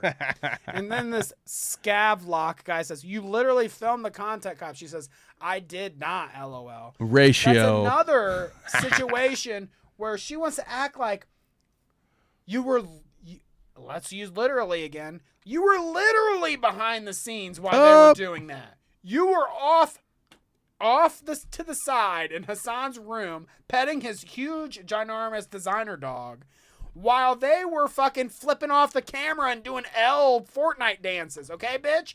You were there. Were you holding the camera? No, it's probably on a tripod. You were definitely there and not in another room with Hassan while Ian was deep throating a microphone for the lulz. Nazi fucking Zionists, okay? I'm tired of you Nazi fucking pigs. Yeah. You Zionist freaks, okay? What are we going on 100%, dude. Whatever you do, don't clip that out of context. But yeah, like you are. Oh my God, she's so fucking insufferably full of shit. Speaking of insufferably full of shit, Danny. Sorry to step on your transition. I just knew where we were going. So Anisa shares this comment of Ethan. He said he commented on one of her posts from a year ago where he was trying to be empathetic and human and friendly with them. Everybody's unlocking this ability. Here I am, well past 32, still don't have empathy. Somebody give me the cheat code. Weird that Ethan would have been nice to them at all. Why would he do such a thing? They're not like they're friends or anything, but he says, people see an hour-long podcast and think they completely understand you and your relationship. Even for the internet, people have been particularly nasty to you, Anisa. It can feel so painful to be hated and misunderstood by so many people that have never met you. But I don't think it has anything to do with you. People hated you from the beginning because of what you represented as an extension of Ian. Him maturing and changing, they feel betrayed by him, and you are their scapegoat. It sucks that people won't just move on and accept the change after all these years. The only thing that really matters how you guys feel about each other, and remembering as much as possible that everything you read online is just noise. It's not real. It's a few unwell people that obsess over you, and if you ever met them in real life, you'd know their opinion is worth exactly nothing to you. Love, you guys. So how dare him This is in response, by the way, to a Twitter user, normal guy 69 or something stupid. Right. Basically just calling Anisa out for being controlling on one of her podcasts. So just imagine, Danny, if you or I were to write a full-on 1,000-word essay to every negative comment we ever got, well, how well would we be feeling about ourselves and about our life should we participate in such ridiculous shenanigans? Like this whole thing. Like, can I just say it real quick? Everyone involved in this is stupid, and I hate all of them. But moving on. Casey Tron, one of the stupids. Casey Tron says the dehumanization that happens towards you as a woman in content creation is unreal. Men we work alongside are cheering the alligator Auschwitz. Oh yeah, I love that. Affiliated with Huge sex fan. pests and rapists. Yep. Making jokes about children drowning, etc. Okay, I did do that last but one. God forbid I react to a video everyone reacted to. I like how she included the thing that happened weeks after what she did. Right. As a part of her defense. He can make jokes. NMP, see, this all came around. The Nick Polom thing came back around, folks. Okay? Nick can make jokes about children drowning, but God forbid Casey Tron react to a video where she's... God forbid Casey Tron show the entire movie Pitch Perfect while she's in the other room taking a shit. God forbid, okay? We were just looking at that fucking clip before we got into this segment. Casey Tron's fucking, God forbid I react to a video. If your caliber of reacting is to minimize your fucking window so that you can go take a shit or piss or smoke bongs off screen, okay? That's why you're getting sued, bitch. Okay? It's not just because you reacted to it. It's because you keep doing things like not reacting to it. Like turning off your camera and leaving a fucking movie playing on your screen. Danny, you're such an incel. Yeah, dude. I'm such a fucking incel, my married friend. Sex pest or whatever. I love alligator Auschwitz. Yeah, everybody loves alligator Alcatraz or alligator. Honestly, I do prefer alligator Auschwitz. That really makes you have to sit with it for a second, doesn't it? Oh, it's Auschwitz. What did I say? Alcatraz. No, you said it right. What we are calling it stateside is alligator Alcatraz, which somehow is better because people like movies. But yeah, alligator Auschwitz. I'll give her that. That's much better than just calling everyone an incel. Yes, every man, for those of you who don't know, for our European folk, just so you know, don't come to America because every man loves concentration camps. We're all pro concentration camp. I'm just restating what Casey said. And if Casey Tron said it, it has to be true. And if I denounce it, I'm just an incel, Danny, and I can't afford to be celibate right now. All right? Okay? I'm stressed out enough as it is. You can't afford it, but it's called involuntary. Woo! You can't help it. Oh, that's right. Damn. Oh, fuck, dude. Fuck. You can't afford it. I guess I am an incel, huh? Jeez. Anisa says, it's insane. The witch burning is out of control. It's so insane. That it feels like please. It's somehow gotten worse, okay? We're burning the witches here. No. Well, sometimes, yeah. Witches are cool. At least we're burning them and not strapping cinder blocks to their fucking feet and throwing them in the lakes. Yeah, first of all, Christians stopped doing that 200 years ago. And I'm going to leave my commentary right there, okay? I'm not going to say anything else. You pick it up from there and take it where you want. She says, like, I don't remember it being this bad in 2014, but maybe I just have rose-colored glasses. We are like the elders of the streaming world now. Bitch, people don't even know that you ever streamed, Anisa, okay? People know you as Ian's glue for the fucking Creator Clash event or whatever. Nobody knew that you're an elder of the streaming world. What the fuck are you talking about? More people know who Airsoft Fatty is as a streamer than they know your dumbass, okay? What the fuck kind of just full of herself statement is this? Is she like a Lady Darkside Phil? Nobody but Ian fucking Joma, iDubbbz, knew that Anisa was a streamer. He was the one simp in chat that kept giving her fucking super chats until she finally decided to meet him for a date in person. And then the story goes on. Okay? Yeah, because she couldn't fuck Leafy, by the way. He was the backup plan. iDubbbz is the backup plan after Leafy didn't work, after fucking Chris Raygun wouldn't pay attention to her in the comments. I mean, there's even more proof, okay? Bitch was in Chris Raygun's comments trying to rizz him up to get him to let her fucking suck his dick, and he wouldn't even give her the time of day. That's how of an important streamer, an elder in the streaming community she is. Nobody knew who the fuck she was besides iDubbbz because he was too busy gooning at home looking for the next streamer that he could fucking try to get with that would think he was based after his fucking bad unboxing or whatever. Like, what the fuck are we talking about?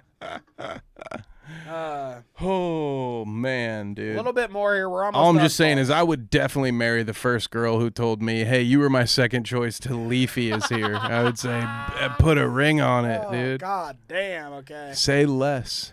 Casey Tron. Well, a certain someone is rallying the incel troops behind him because it's all he has left. So why not target women like you and me and Denims and Frogan and Taylor Lorenz, who have been universally hated and borderline stalked by these incel freaks for years? This is a question I have for you, Casey Tron. Okay? Borderline. Do people randomly just decide that they're going to hate and borderline stalk people online? Do they just you randomly come upon that? Or usually is there a reason that people garner such an audience? I feel like that is usually the case. Usually you become universally hated and borderline stalked because you act like a fucking dumbass on stream relentlessly, okay? Why are you and Denims and Frogan and Taylor Lorenz being universally hated and borderline stalked over the years? Why? Because you guys say shit like terrorists are based and fucking people in the military should not have health care. Or the parents don't know that I'm DMing their 13-year-old children. Taylor Lorenz up at 3 a.m. in the morning talking to Roblox players, okay?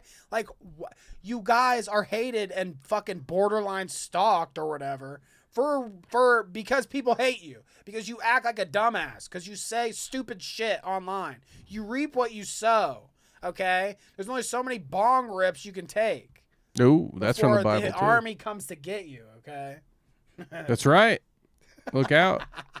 I'm very sad to find out I'm not old enough to be out of the draft age, Danny. So that's a too soon joke, all right? NPL or whatever, too soon. So we've got a little bit more here. Let's continue. Let's get through it, okay? Let's get through the creator clash bullshit. I don't even really want to read Ethan's. Oh, no. We'll read this. We'll do this.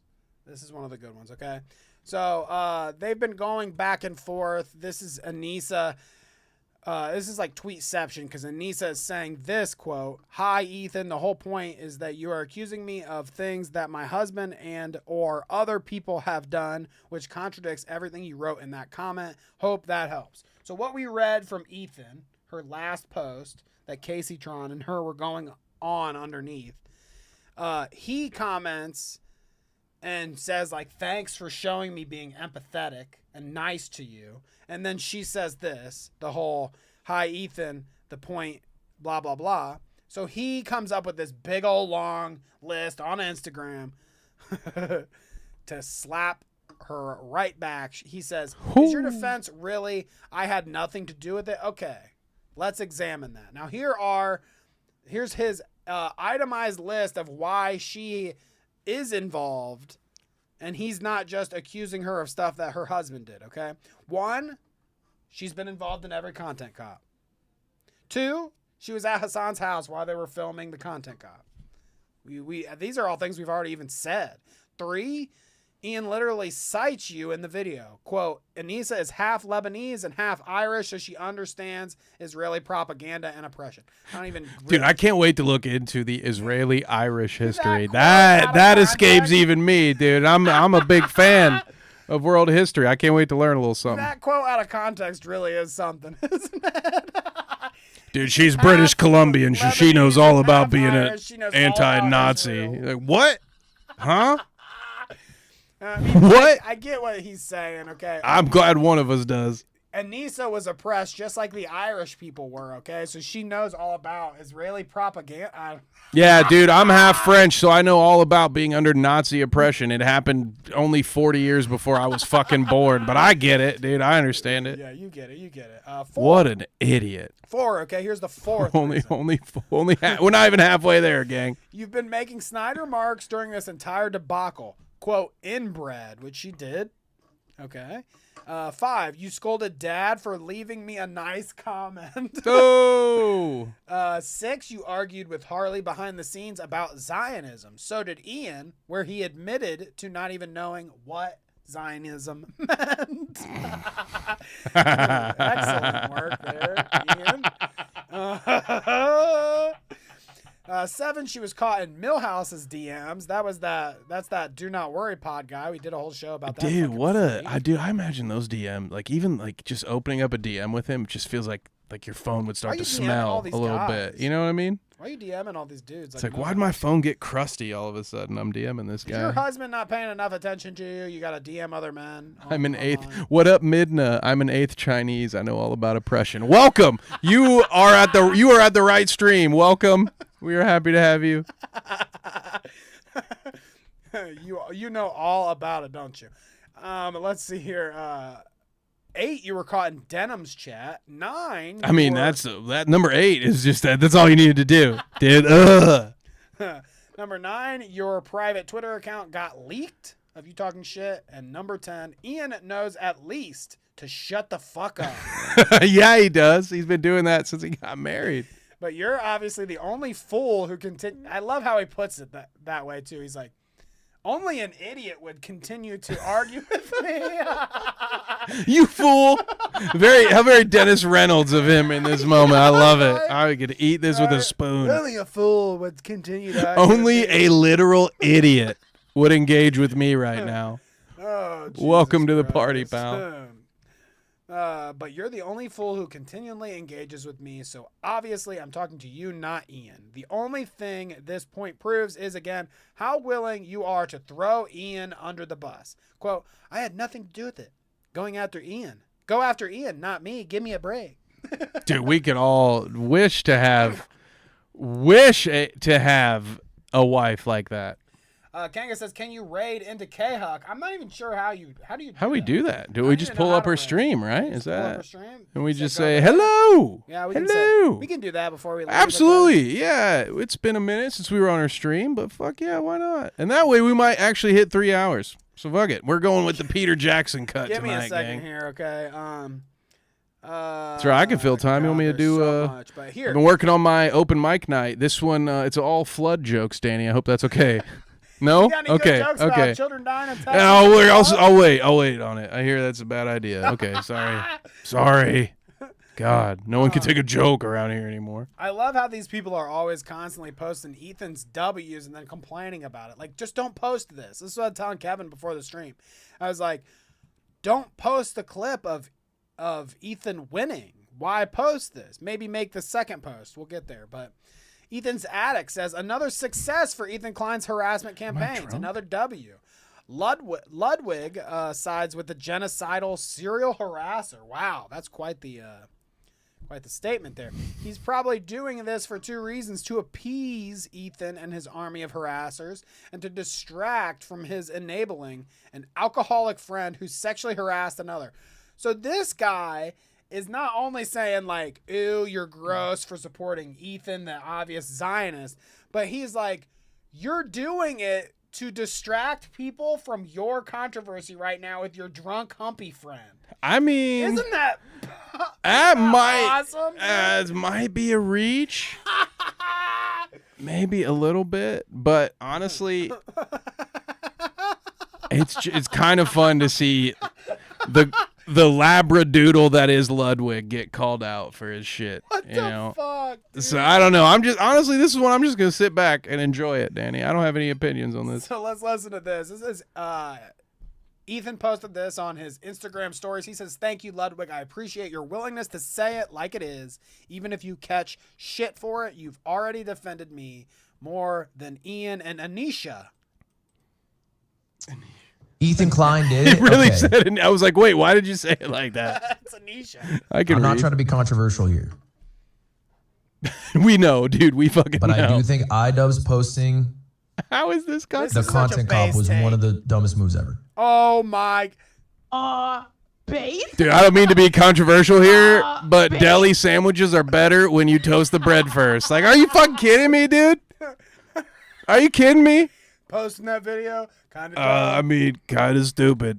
I mean, I know I'm only 4 months late to get to it, but it might not have been the best choice. I mean, I don't know. It's kind of like inviting your alcoholic friend to do a drunk Mario party. I don't know.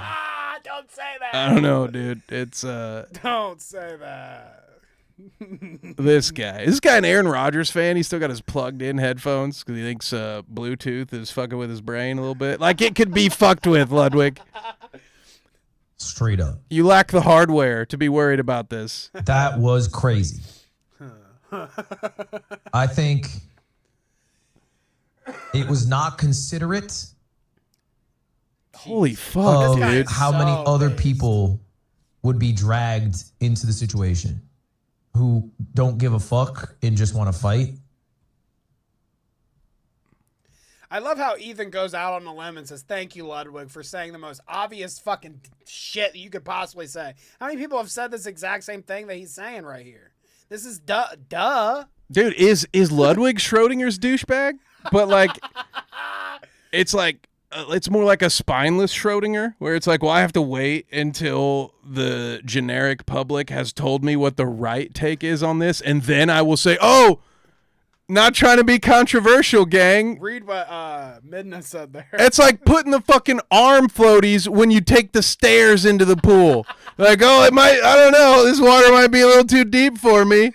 You fucking coward. Read that. Honestly, it's a disrespect to Labradoodles. Let's think of another dog for this guy. What am I looking at? This one that says, don't you love when they wait until everyone else has a solidified opinion set in stone? and I thought I was an Olympic level fence sitter. This guy shows me I have a lot of work to do, gang. Jesus, a Chihuahua. Okay, make that video when Creator Clash isn't happening. I would say he's a Shih Tzu. Make that video when Creator Clash no, isn't that happening. makes no sense to me. He's like, wow, why didn't you just wait until Creator Clash was over to make the video? Wow, you fucking... To be fair, something not making sense to Ludwig is like not a bar at all. Like that's like the equivalence of writing your name on the exam. You're just saying it took him this long. He's like, he just had to catch up. Guys, so I don't want to be controversial here, but I think the Germans were wrong in World War II.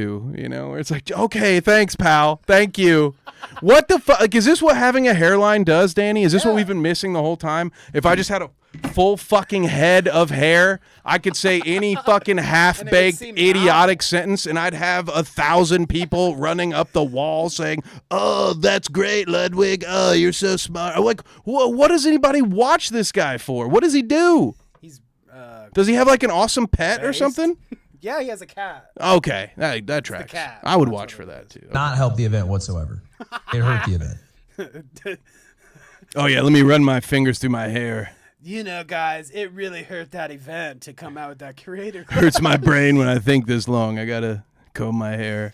But I think he could have avoided this whole tweet.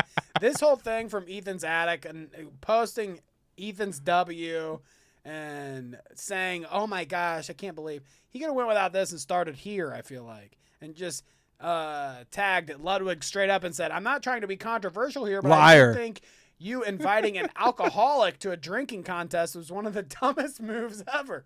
Straight up. That was crazy. I think it was not considerate. Are these guys having a competition for who can make the dumbest fucking most obvious statement of all time? Is that what you two are doing, you and Ludwig? Ethan's attic and Ludwig? Oh, guys. It's like playing a game of chess where everybody just has pawns. What the fuck is it? What? Yeah. Yeah.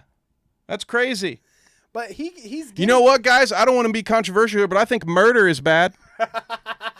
Thank you, Kevin. Holy fuck. Waste more of my time, please, you idiots. You imbeciles.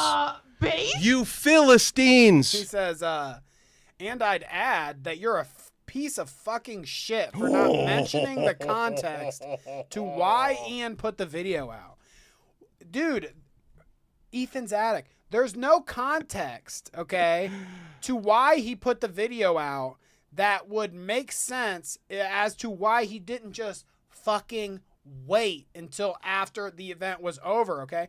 There was not like a time sensitive pressure to this, okay? It's not like something was gonna happen if, oh shit, the something terrible will happen in Palestine if fucking Ian doesn't decide to stop what he's doing and make this fucking content crop about Ethan Klein, okay? There was no fucking gun held to your head to make sure that you know how to make that fucking video right now, buddy. The context as to why he put the video out. He put the video out because he had a problem with the shit that Ethan was saying about him, sure. But that the context doesn't provide as to why he did it now and why he couldn't have waited until ensuring that the event would happen and he wouldn't fuck over everybody that he was involved with. But no, he couldn't wait. It was so time sensitive. He had to release the video now. Okay. Because everyone should have agreed with him, Danny. That it's our fault. We should have all agreed with it and said, you know what I'm going to do? I'm going to buy tickets to Creator Clash 3 so I can watch Harley fight LA Beast, right? That's right. Right. That's worth my money. But last but not least, breaking news, okay? This at least there's probably been more since we've been on the stream, I'm sure. I don't even know. Anisa has been fucking coping and tweeting blast after blast today, dude. She is unhinged. Remember, gang, she said this, not me, but she needs to be put on a leash. She needs to touch She is grass. unhinged. But here is Anisa, again, another brave person, okay? Another brave person here.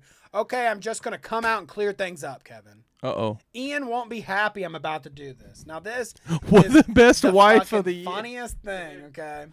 While people are criticizing you and your relationship and how much you take the reins and you're the one running the show, you make a statement like, he won't be happy I'm doing this, but I wear the pants in the situation. Why does everyone blame me for everything Ian does? Ian won't be happy that I posted this. Holy shit, lady. Holy fuck. I'm so sorry. You know what, Danny? There are moments where we just have to acknowledge that the public education system has failed us all.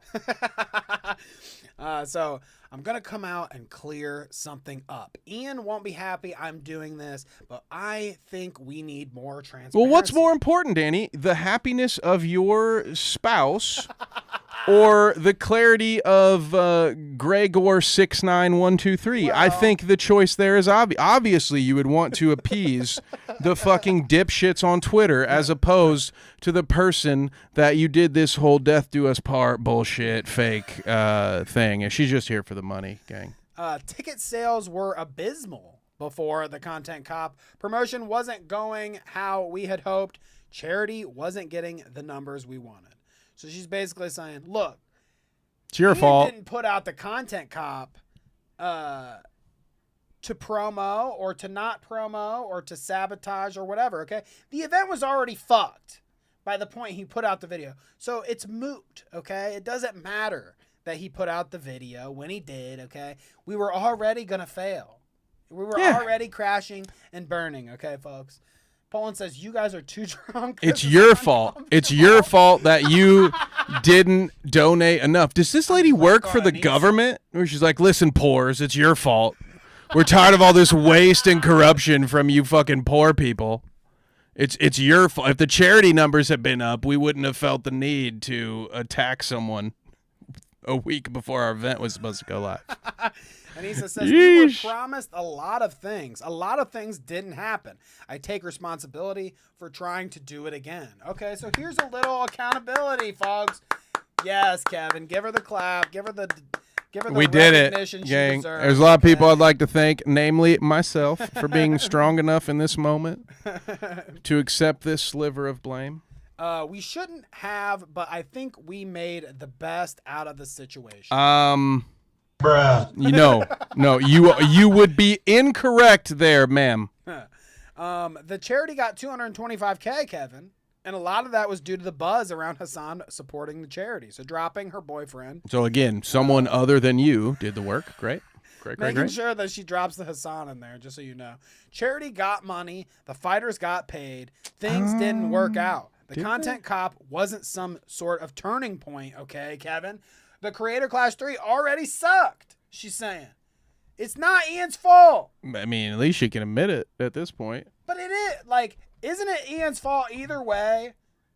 No, it's her fault because she's the glue. Doesn't the event suck either way? Okay, if it wasn't his dumb decision to make the Content Cop that tanked the event, then it was his dumb decision to not promote the event that tanked the event. Like, what are we...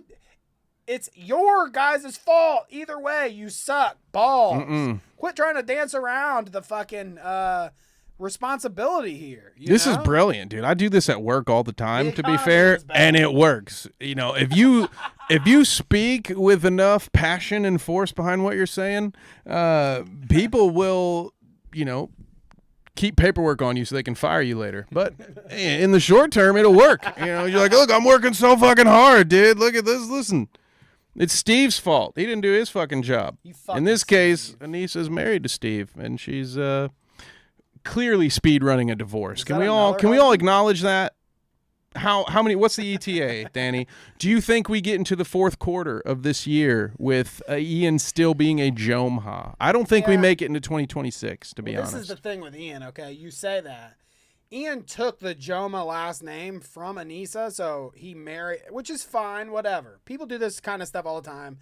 Maybe I shouldn't judge him just based on taking his wife's last name. His last name was boring, okay? But I think that even after Ian and Anisa divorce,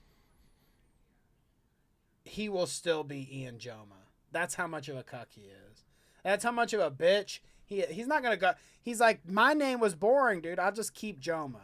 And he's like waiting for her to come back to him. He marries Frogan. I can't wait. His second wife is going to be a lot of fun to sort through. Unfortunately, Casey Tron is actively being a beard for someone else right now. Otherwise, I would say she's a candidate. So right now, I'm really leaning Frogan, gang. I think Denims is the next. They're going to be in lesbians. Denims is saving herself for destiny. All right, we all know this. She just won't tell Hassan. That's what this DM said, at least, right? Okay. Corduroy would never. That's all I'm going to say. So there it is, folks. Okay, we talked about it all. Creator Clash, Dunzo, Anisa's demise continuing. Ew. The spiral is still happening. Will we have another Anisa Ian shitfest? Possibly. Never say never. Whatever the next content cop is, I'm sure is to be just thrilling.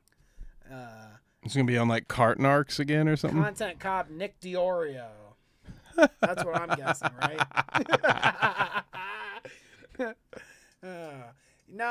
What do you think? This isn't a podcast. You're just playing Fortnite. It's horrible. Do you think that at some point there will be do you think there will be more content cops after this one? Yes, because ultimately we see this with people all the time.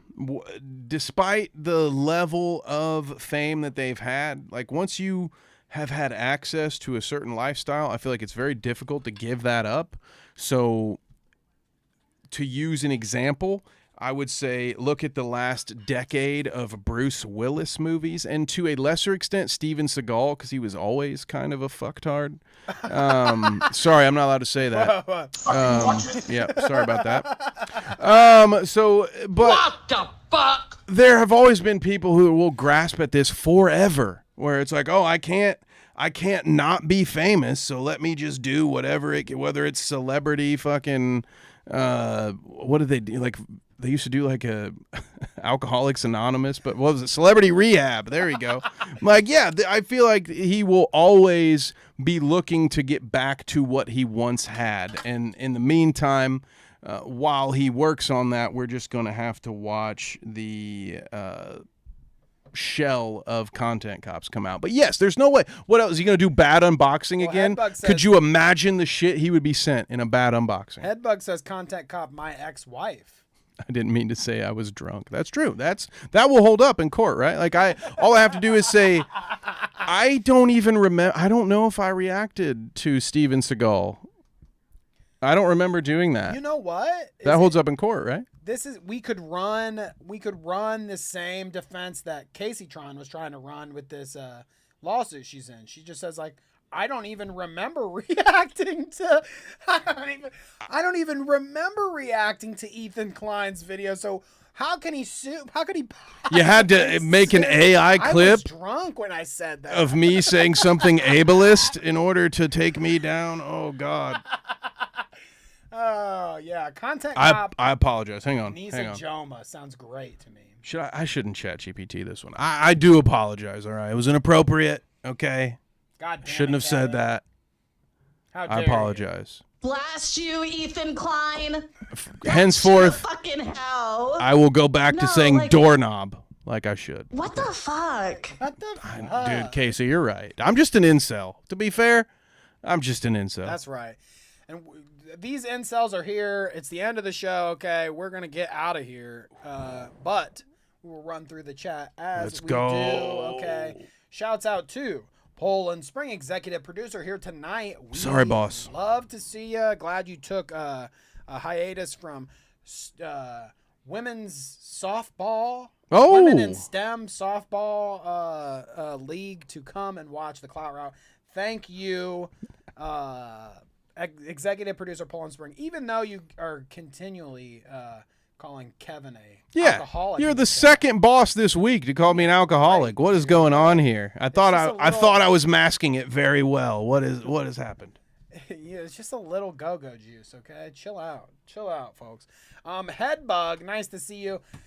Glad you made it, even though you slept through half the episode you said earlier. I saw that, but nice to see you, Headbug. Appreciate you as per usual. We've got Slick the Geek here, of course.